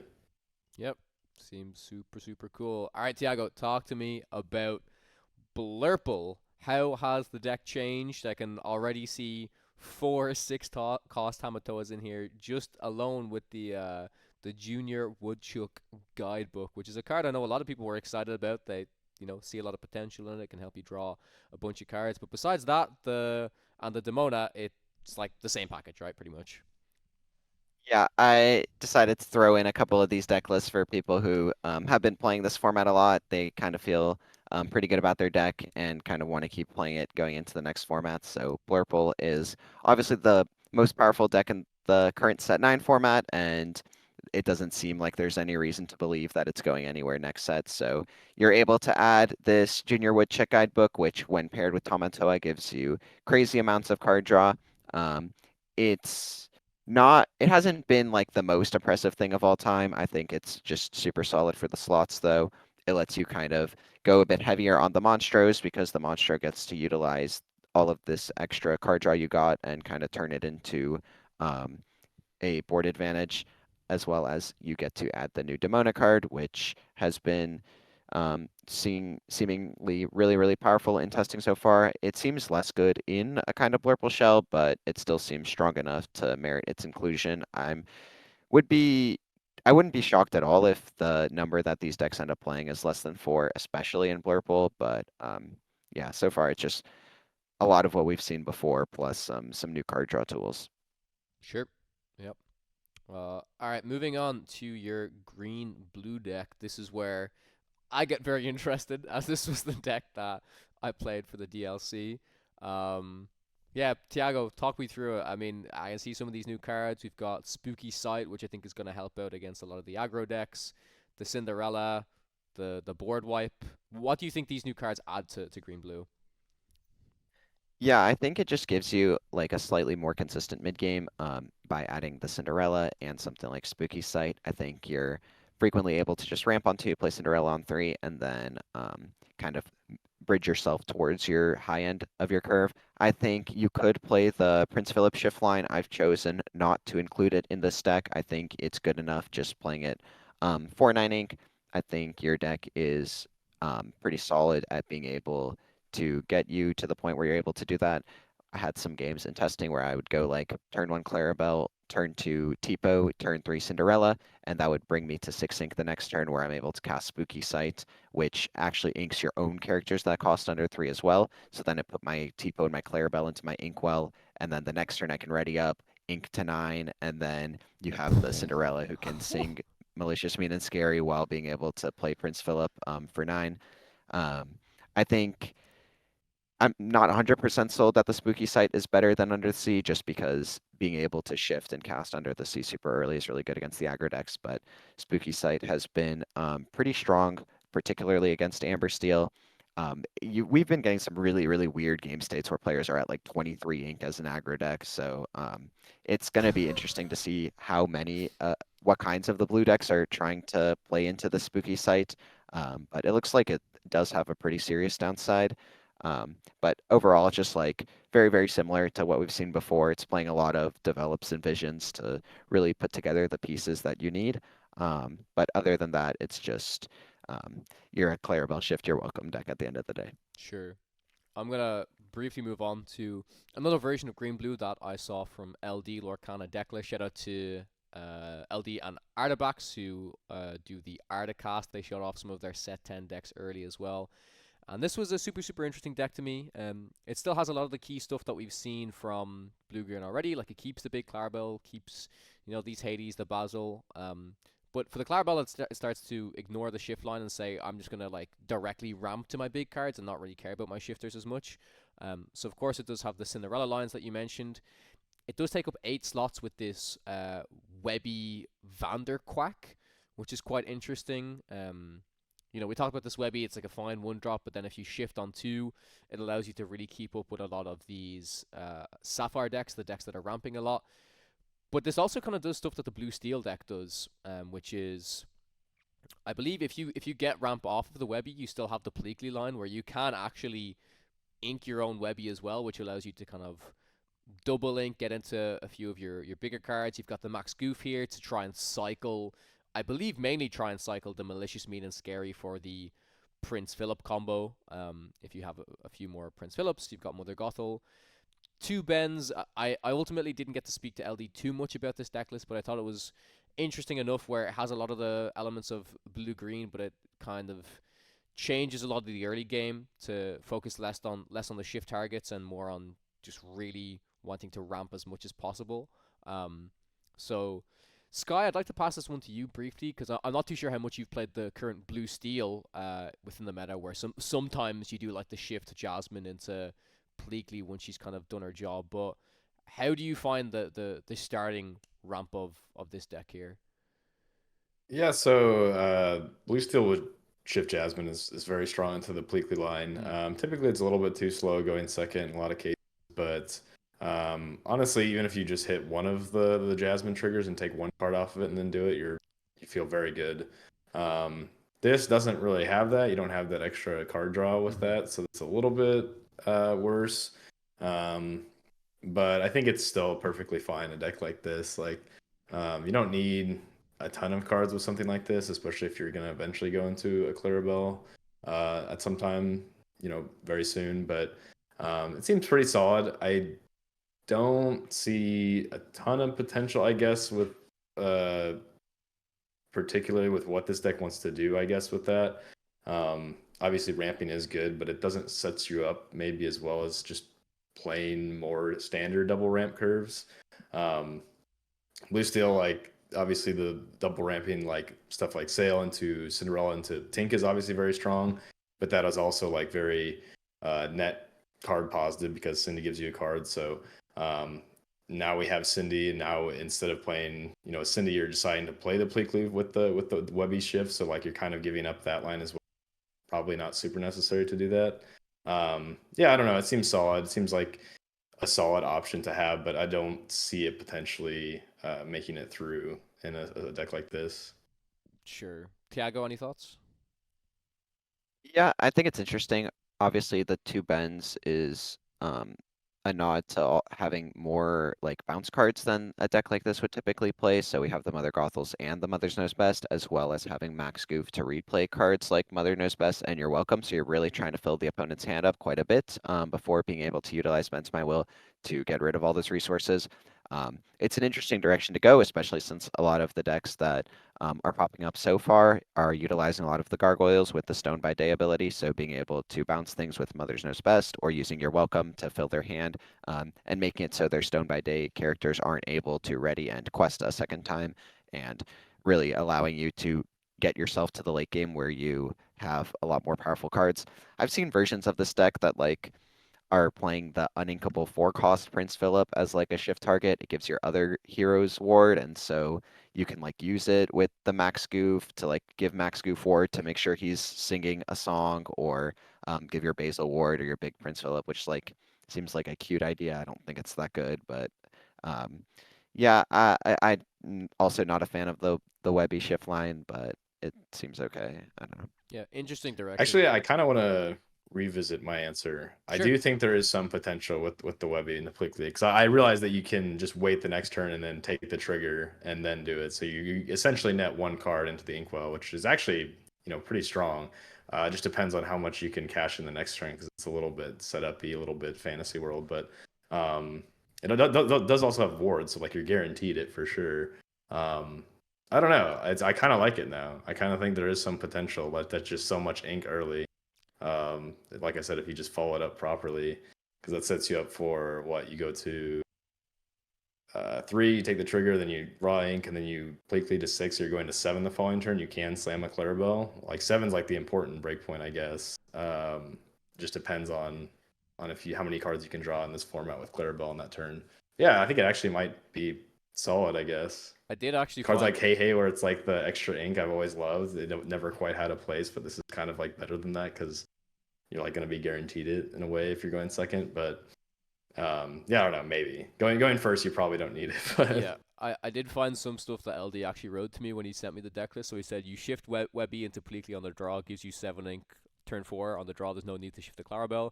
He said it's actually a pretty sick opener. It's so funny against other ramp decks. Turn 4, bounce your only relevant body with Pleakley and then bend them for 5. So yeah, I mean, you still have all the regular ramp options, I suppose, for going first, and you can still just go sail into Cindy, and both the Webbies are inkable, so that's kind of fine. So it's pretty interesting. Maybe it's swingy enough in the meta that it's worth it going second. Maybe. It is good to have stuff like going second. It's like, okay, I have a line that really puts me in contention, even if it just evens out the playing field. That's huge in a lot of spots. So could be interesting. Frank, what do you think of something like this, where it's a shift line that you need to assemble all these pieces and find the Pleakley, and it only works half of the games when you're on the draw? Do you think something like that is like still worth it enough because the games on the draw can be so difficult, and something like this could just instantly win you the game? Or do you think on average it's better to use your slots somewhere else? Yeah, I'll say maybe. It's indeed only being like really good on the draw makes it way more limiting. And I am a little worried how this deck is going to play out on the play, because you don't have that many alternative early plays. But so yeah, basically I'm a little skeptical, but I can also see the high roll power.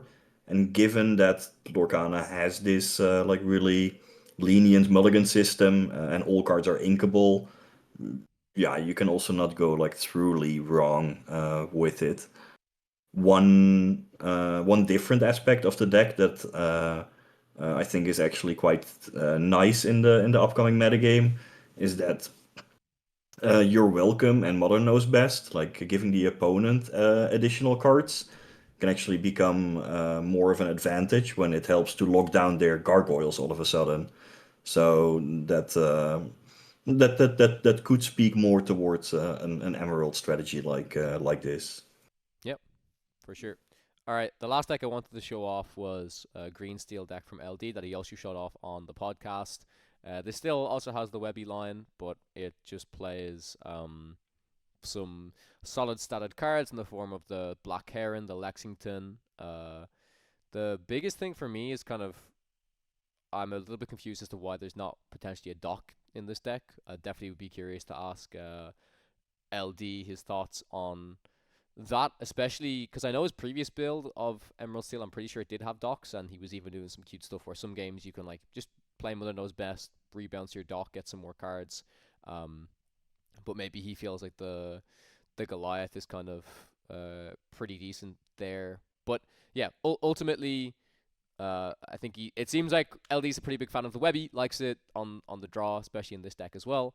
But yeah, unfortunately, I don't have too much insight. If you guys want to learn more about the deck, I'm sure he can tell you a lot more better than me over on the Artacast. But before we close it out, because this is most of our set 10 decks, I do want to say apologies to Sky, because I'm sure Sky was sitting here saying, where's my Amber Steel deck? Where's my Sapphire Steel deck? So as for hopes for next week, if Sky has some time to test, maybe we can see some initial brews of Sapphire Steel or Amber Steel from yourself. Do you think that would be potentially possible, Sky? For sure. Today was like my day where I'm like, all right, I'm excited to put together some lists and grind some games, but I'm not as crazy as these other two guys and just hop straight into brewing the next. So I have to recover. See, so I am human, but yeah, for sure we'll get some spicy stuff. I do have a 13K like a sharp gaming event coming in 2 weeks, so I have to actually lock in some some good decks for set 10. So because it's like right on the weekend when it releases. I don't even know how I'm gonna get the cards. I think they have singles there, but Oh, it's on like yeah, I the need pre-release to. weekend, right? Yeah. It's literally like the next day. I think it happens when it's legal. So Damn. Yeah, that's super interesting because myself and Kim are casting Lorca Quest on the same pre-release weekend, so that's a big CCQ happening in Paris. And uh, when Ravensburger came out with the news saying, on pre-release weekend, we can now have officially supported events that are set 10. Initially, I was quite excited. I was like, okay, get to cast a CCQ, one of the first CCQs within set 10. So from a content side, I think that's fantastic. But granted, from a player side, I think that's extremely difficult for all of the players to acquire the cards. So I think it's a really tough balance. I for think, sure, yeah. yeah. Last I heard, I think I believe the decision is actually up to the TO, is what Ravensburger said last. So I think the TO for this CCQ decided that for the players, it's more fair to leave it at as a set 9 event. But that being said, myself and Kim and Martin, who's going to be the other caster, we're planning to brew as many set 10 decks as possible during the dead air. We're going to go on stream. We're going to play some set 10 against each other because I think at least that's the best way to try and say, people are excited for set 10, but also, we got to play our set 9 CCQ tournament that we got here as well. So any final thoughts, guys, as we move into set 10? I'd say, Thiago, you're probably the first person to ask here, given that you've played, 9 hours of the of the set already. Like, what are some of the standouts or highlights for you so far? Yeah, I definitely got to get in a bunch of games with my teammates yesterday, so that was a lot of fun. I think we're gonna see a lot of the decks that were really powerful last meta, staying powerful now. There's definitely some new color combinations people are experimenting with, like myself, red steel. And I know a lot of people are really excited for blue steel. But if you liked playing Blurple or green blue or purple steel, those decks are absolutely still super strong right now. A lot of the legendaries are making a big splash, so that's really exciting. Always cool to see. Not so much for the wallet, but for entertainment purposes, it's cool to see. But yeah, I'm excited to get into these tournaments next set. Frank, any initial thoughts? As I know you've been doing a lot of theory crafting more so than actually testing so far, but I assume it's been fun as always. Making these decks, brewing some stuff up. It is. It's one of the best parts. Just get the creativity in and try to make the new cards work. And 9 out of 10 of those new brews are always going to falter. But that's okay because sometimes you do hit gold. Um, for Ember Steel for Sky, I think the new Mowgli may be an interesting addition. It's sort of an Ursula that can take out a strength of a raging fire or an under the sea from the opponent's hand. So maybe that might be a good addition to your deck. And I am actually going to be playing in a CCQ in Utrecht in the Netherlands in the same pre-release weekend. And yeah, my latest understanding was that the organizer was told that it had to be set 10, and that was communicated to the players. And yeah, I expect to be jamming some games with the new cards there. It might just be like purple steel, hard to change like a winning archetype, but we'll see if I have some hours before to try out some different ideas.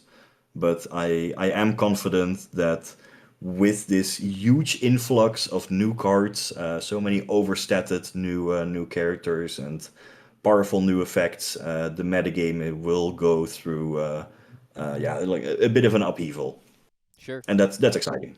definitely. Sky, any final thoughts as we get into the set 10 meta? Not really. It's always tough for me to decide what I think is actually going to be very good before any sort of meta kind of develops. I mean, if the meta is the same, it's a little bit easier. But I'm somebody who likes to for sure look at what people are favoring towards, and then kind of make my picks. I always like to play something that maybe doesn't have all eyes on it. As long as there's something in a deck that is slightly different and maybe people are missing, it's always interesting to me, and it's a lot easier to do that once the meta kind of forms. But I do think Blue Steel has potential. Cinderella is obviously a super strong card.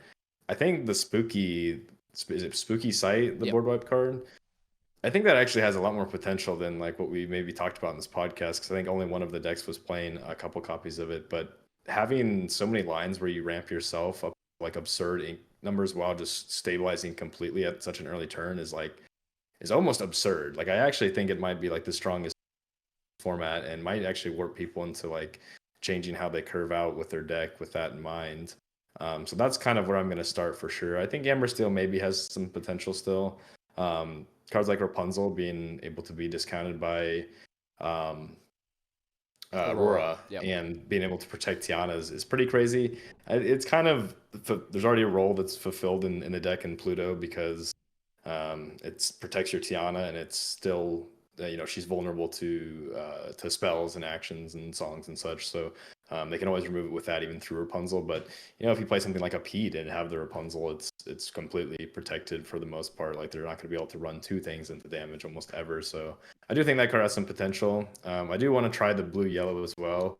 Like if there's any format where Scrooge is actually playable and you have like an Ursula type effect, it'd be very strong with like Tiana and Aurora being protected. So I think I'll try out something like that. But yeah, we'll see. We'll see what people will decide to play and decide what's strong before I really lock in something. Sure, sounds good. All right, well, that's the section covered for set 10 decklists, but we are going to be moving into Frank's journey, how he won DLC Milwaukee. So starting off with your Amethsyt Steel deck, that I believe this is labeled September 8th. So this is one of your initial brews, I assume. So, God, I can't even remember.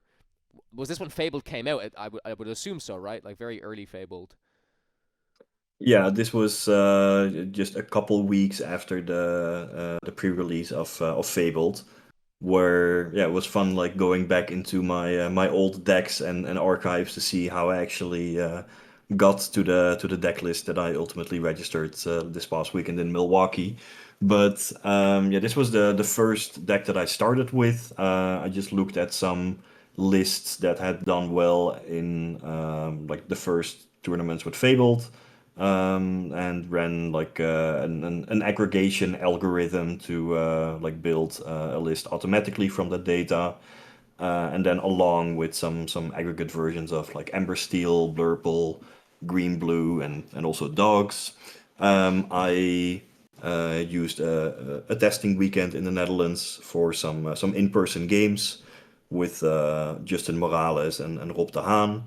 I almost never practice online as I find discussions at the table just quite valuable about decisions and strategies and whatnot.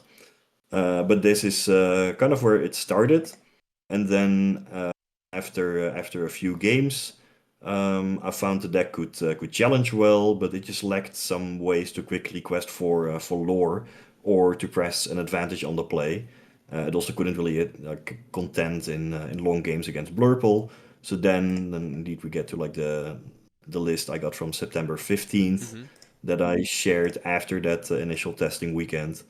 I just added some more questing power for those situations. So that's where I added the Timothy Q mouse because yeah, with Genie Satisfied Dragon or the Tinkerbell Fast Flyer on turn 3, he could consistently quest for 2. I also always liked the Tinkerbell shift package, so I put that in as well.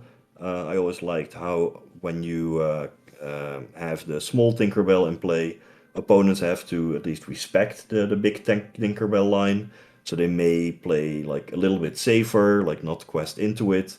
But yeah, then you also gain an advantage. It's largely about that threat of activation. You don't need to shift and can keep on questing with the evasive. And yeah, even without the shift line, I found that either Tinkerbell is just fine individually. And a small Tinkerbell in particular could be a solid choice when the opponent would go for Meta Mim Elephant, expect to like dominate the board, but actually you just take it to the skies. And that goes back to the value of like flexibility and options that I mentioned at the beginning. I also, after that first testing weekend, shaved Calhoun down to 3 copies. That's just because of diminishing returns. you often don't really want to draw multiple Calhoun, because even if Calhoun really shines on turn 2, it's just your best 2-drop, a second copy may then squander some ink if you have to play it on turn 3. Can't even function as a 3-drop singer for Strength of a Raging Fire. So that's why I think 3 copies is a more suitable number for Calhoun. And you see how like small tweaks are already happening. And this list in that testing weekend gave me good results. I basically had no bad matchups and had been happy with it. So I was thinking to already take this deck to DLC Bologna. I also liked how this sort of strategy can like reward the skill of knowing your role in a game based on play draw and the matchup. Like, are you going to be aggro? Are you going to be control? And you can decide with your inking and mulligan choices how to approach it. And I liked the curve. Felt that I wouldn't want to deviate much from it. Was already thinking of like adding a couple more force, but also felt that it wasn't super necessary because you would often keep like Genie Wish Fulfilled in your opening hand. So the number of force wasn't all that essential. And I was already thinking of like a mix of cards that can also make things more difficult for opponents in an open deck list setting. For example, with that like one Skater Mim and stuff like that. So that 1 weekend of like live testing was basically all I had before departing for Bologna on December or October the 2nd. So I brought this deck to Bologna, but also like an aggressive dogs deck as an alternative that I just wanted to do a little bit more testing on before settling on the deck. And in like a few games of testing, dogs with Tiana just crushed the whole gauntlet. And my build back then with like a bunch of the 6 cost shift tramp even had like a favorable matchup against Purple Steel. So also considering the surprise value of dogs at DLC Bologna, I switched and took that deck to battle. And I think it was a good choice for the metagame there, but it didn't work out and I failed to make day 2. So then on day 2, this is gonna be the list titled October 8th. Yep. I chose to enter a core constructed side event in Bologna on the Sunday, and thinking ahead, figuring that this dogs deck might be positioned more weakly in Milwaukee because the surprise value would be less. I expected opponents to like tune their list or card choices against it. I switched back to Purple Steel for that side event, and there, in building the deck at that time, I shaved Timothy and Tinkerbell down to 2 copies each, just because I wanted to just maximize flexibility and options, because you do want to have the better strength and willpower stats in the majority of games.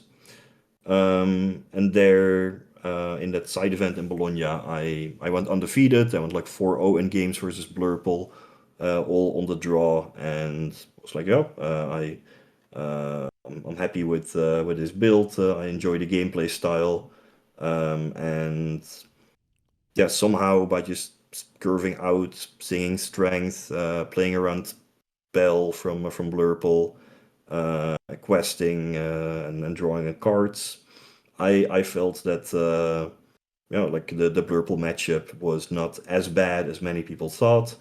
And the mouse and Tink could quest harder than most lists, which certainly helped in some of the victories.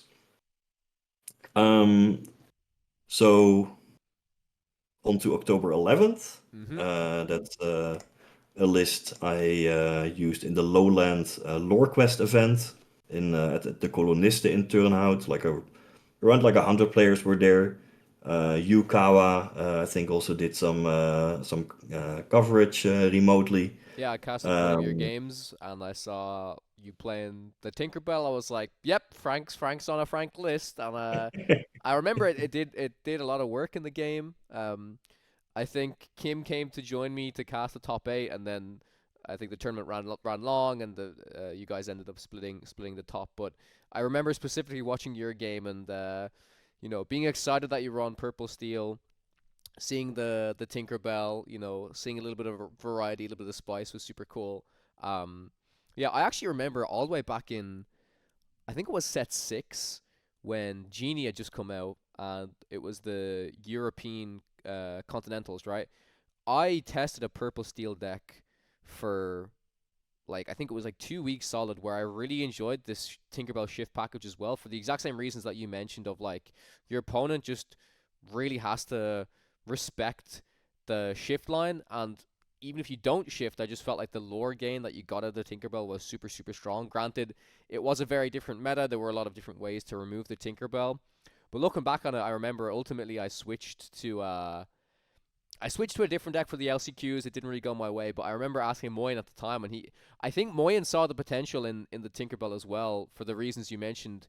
And everyone kept telling me, that the Tinkerbell's not really worth it. And Moyen was trying to convince me, like, no, you've put in the testing, it's good, give it a shot.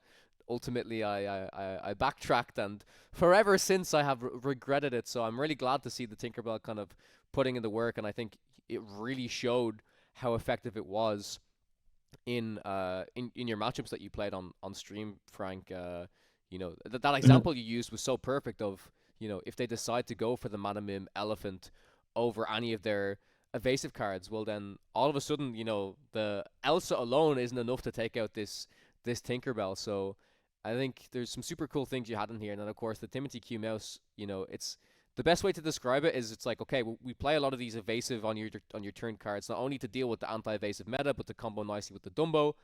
Timothy Q mouse is the exact same. It's the same reason why these cards combo so well with it. So I truly love the innovation, and I'll pass it back over to you to continue your talk about the tournament, because I was just so happy to see you play the deck, but also still have your own little take on it. Yeah. With this deck, I indeed had all those like awesome possibilities. Um, I I did cut a Fire the Cannons for this list.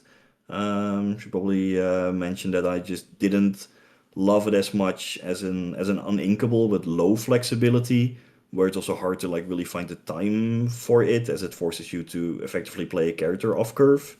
And yeah, I think I shaved it for another Isma, which was always putting in some good work.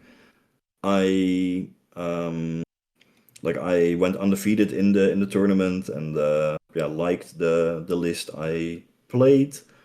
And even though like Timothy and the whole Tinkerbells were often ink, yeah, in some games they gave me some extra lore versus Blurple, and it helped. I do remember thinking after this tournament that the main thing that I was considering to change was to cut the fourth dock, because some of my game losses stemmed from drawing multiples, which is yeah like a potentially awkward thing to happen.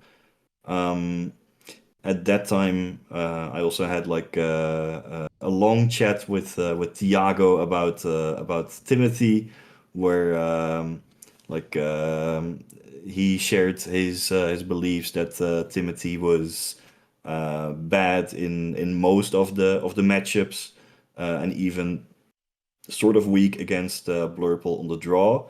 And I agreed with him for the most part. Yet I still believed that due to the yeah, as I mentioned, like due to the inking system in Lorcana and also the mulligan system, it is okay to have an inkable card in your deck that is like only good, let's say 20% of the games. Like if let's say Blurple is 40% of the field, and Timothy is only good on the play, it will only be like for 20% of the games that you're really happy with it. But when you draw Timothy, if the likelihood of drawing another two drop is high enough, whereas the value difference between Timothy and other 2-drops is high enough when it is good. Then like you can calculate, like you can assign some values, you can determine the probabilities, and like figure out the expected value of having certain cards in your deck versus not. And yeah, it showed to me that even if you don't want this card most of the time, it can still deserve some slots. But to improve the likelihood of having an alternative 2-drop for Timothy, right? You never want to have a situation where you have like Timothy in your hand as your only 2-drops, because then you lose the flexibility.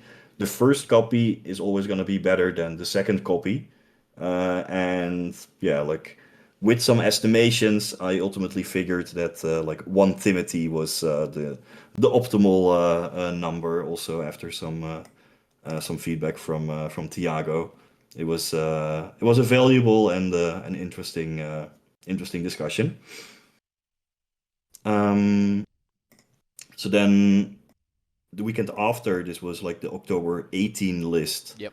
I attended a local set championship where I wanted to try out Scar, because some team members from World Class Cards mentioned that they had good results with that card. And yeah, like I wanted to reduce the cost, the risk of getting multiple docks in my hand. So shaving some docks for Scars seemed fine to try out.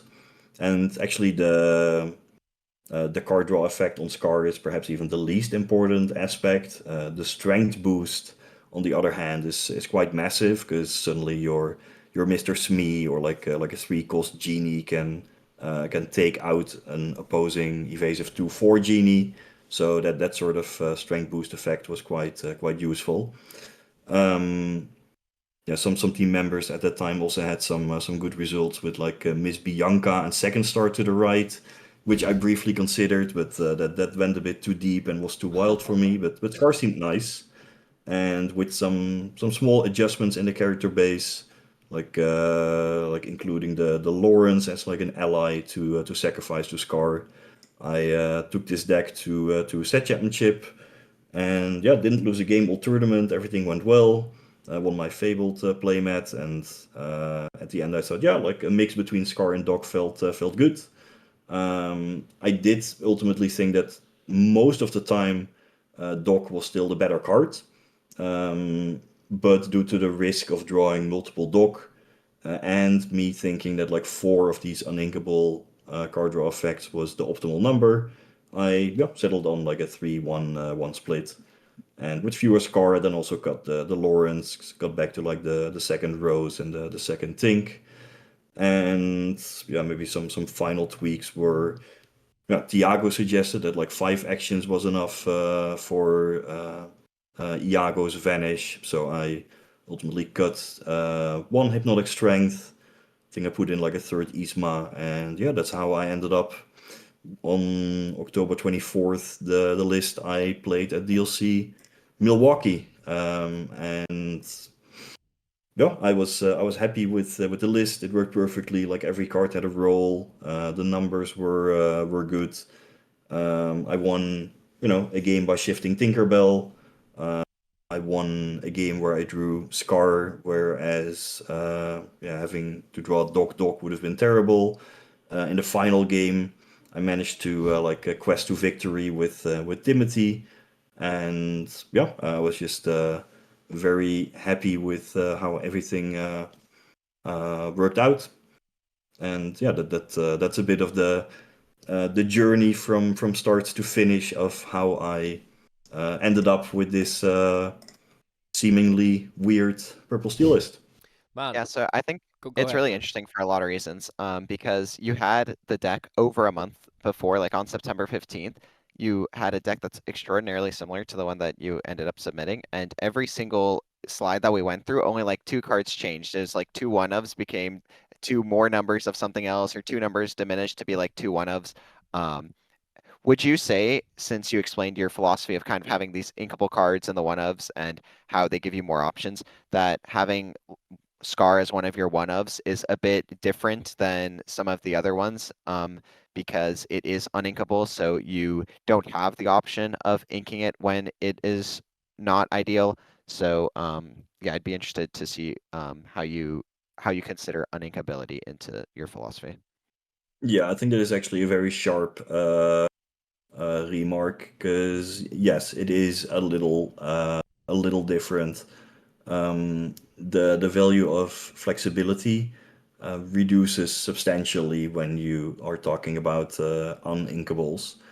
And here, the reason for the one scar was, yeah, indeed largely as I explained. I didn't want to draw double dock, but still wanted to have enough of these scar draw characters in the deck.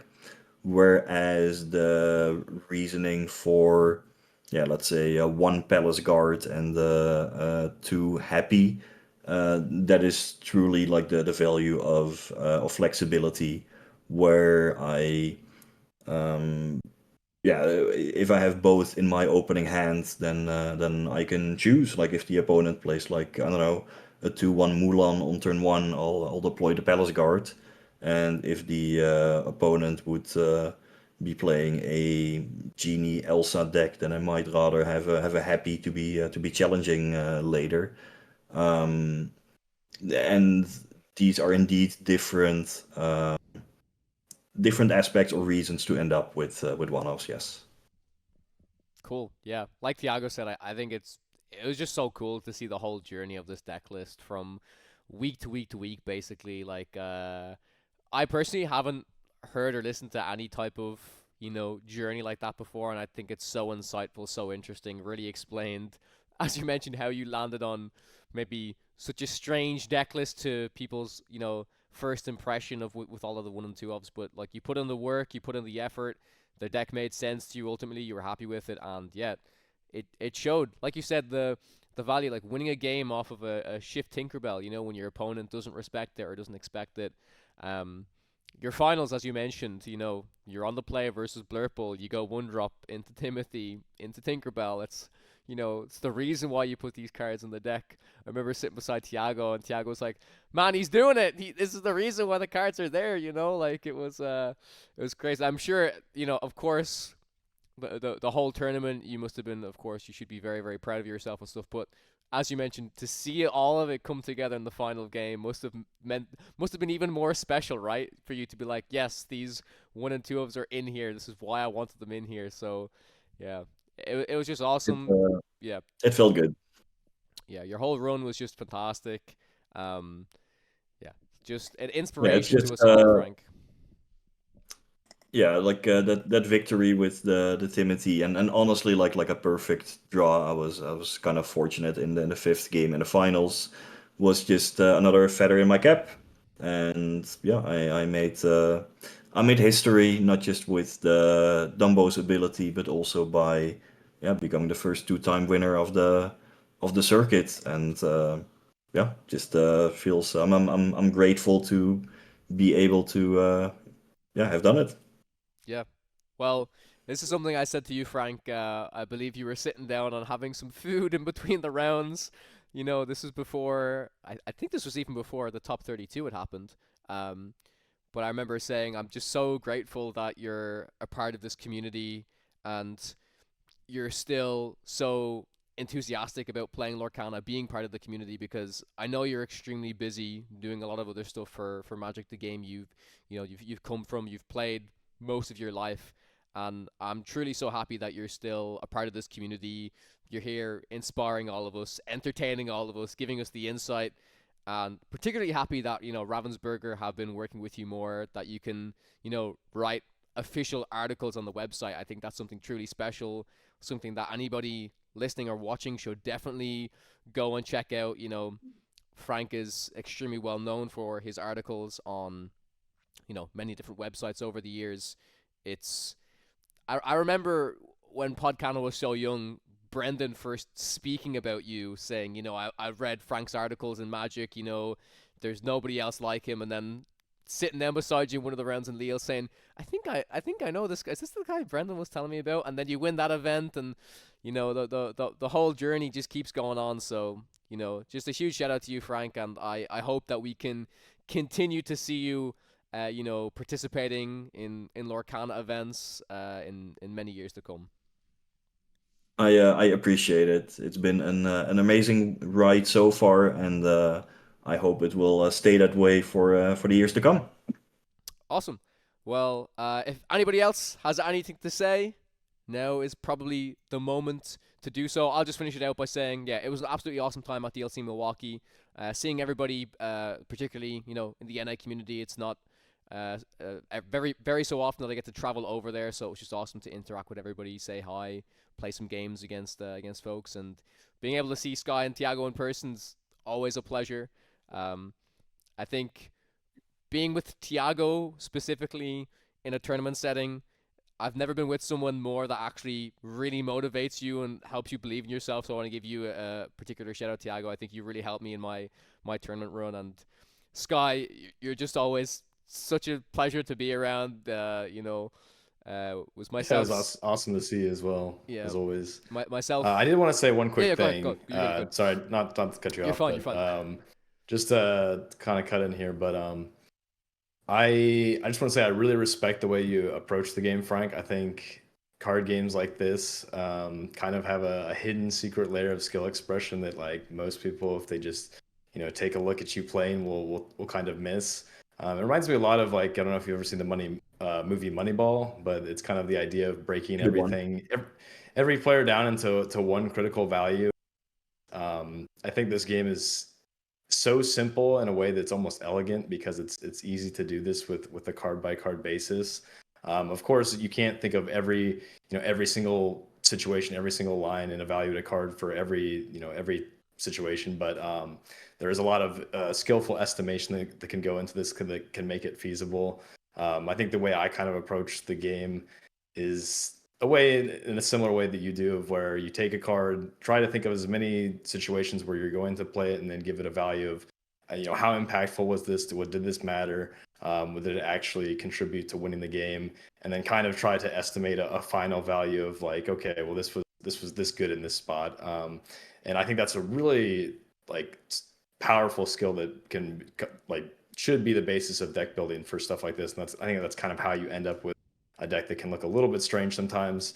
I don't completely agree with all of the crazy one-ofs. I think Scar is one that I'd have. Same with like Palace Guard. But I think Purple Steel, this format's a perfect example of a deck that has all the choices are so close and interchangeable. Lists bounce around everywhere. Just things are very close within the deck. That if there are small things like that are going to show up in that type of deck. But I just want to say that your approach is very good. And I think it's going to show a lot of people that there is methodology that can kind of be hidden that will eventually add up to a win. Because obviously it's still a card game. You can do this perfectly, have the perfect list, and show up, and it's still not your day. The cards don't fall, but it definitely does add up and can contribute to success greatly. So. Yeah, thank you for the kind words, and I agree with like how the game is so seemingly simple and elegant, but that the strategy can go so deep, and especially within the inking system, maybe the most like interesting part of the game, where like the right or wrong inking choice on turn 1, 2, or 3 can like easily affect the outcome of a game, and it's typically far from obvious what the correct choice was. Even like quite frequently after any match, I was just saying, man, I played so bad, and like I managed to ink the wrong card here, and how could I not have like foreseen how the game would develop like 2 turns later, where I needed this. But yeah, it also goes to show that we all can still like learn and improve and perfect our plays, and I really enjoy all those aspects in the game of Lorcana.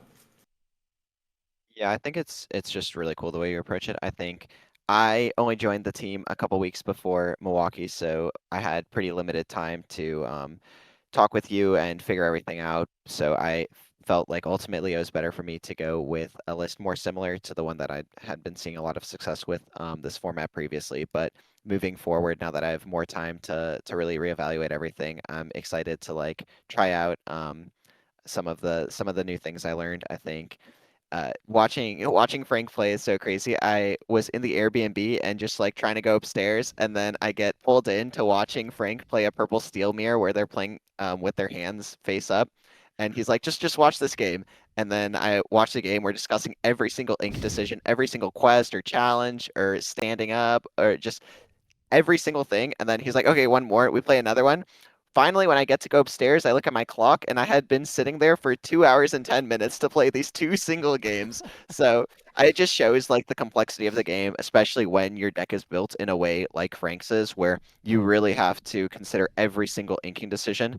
And it just shows like someone who is as skilled as he is can have such ridiculous success in such few attempts, you know? Like he's not traveling to like 45 DLCs and like, okay, he won two, it's whatever. It's like he's gone to a handful and won two of them. It's like the success he's having, like relative to how much he's playing, is so unmatched, and it really like shows that he's doing something right outside of the game. And so yeah, I think it's something that a lot of players are going to look at a deck list like this and be like so close-minded and be like, you know, whatever, it worked for him, blah, blah, blah, but I'm going to keep doing what I'm doing. And, you know, I just want to encourage people to, you know, step out of your comfort zone. These decks are really not that different. You know, if you're playing 10 1-drops and you're playing four of one card, three of one card, two of one card, and one of one card, it's not that different from playing four of, and a two of. And so you just like take a look at the deck and, you know, there's a lot to be gained by just trying new stuff out.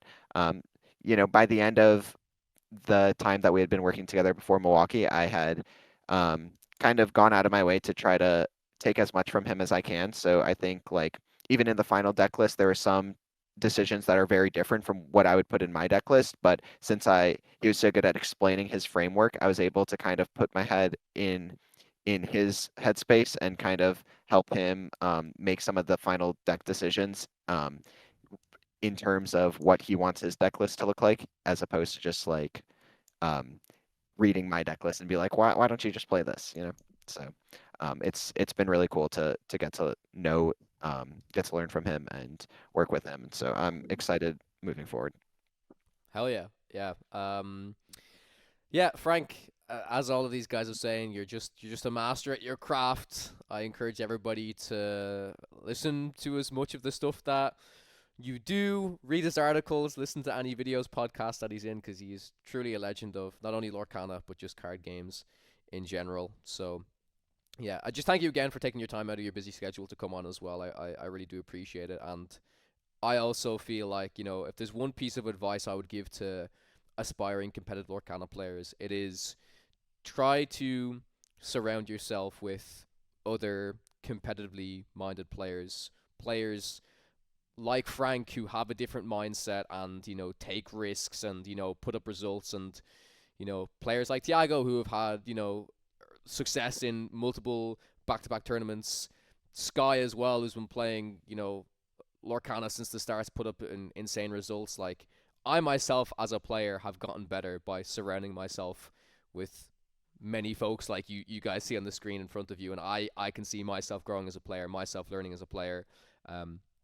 So it's just the best advice I could give. You know, you're at your LGS, talk to the guy that's winning set champs, talk to somebody you meet at the DLC that's performed well. Like, you know, at the end of the day as well, this is the community for Lorcana is so incredibly special, and, you know, we're talking super competitive. It's the thing that we love to do, but the people we've met through this game as well are just, you know, I would never have been talking to the three of the people in this call if not for Disney Lorcana, you know? So that is something that's truly special as well. And, you know, I also want to echo, as Frank said, you know, sometimes Frank felt, you know, he didn't play as optimally. We're all human. We all learn. We all make mistakes. And that's how we grow as players and as people. You know, you can have an event, as Sky said, maybe the cards don't fall your way, but you'll come back stronger than ever at the next event. So, yeah, I will leave it at that and close out the episode as we are over 2 hours at the moment. So thank you, gentlemen, for sticking with me. Thank you to the viewers for sticking with us as well. If you guys enjoyed this podcast, the number one thing you can do is leave us a review over on Apple Podcasts, Spotify, your local podcast platform.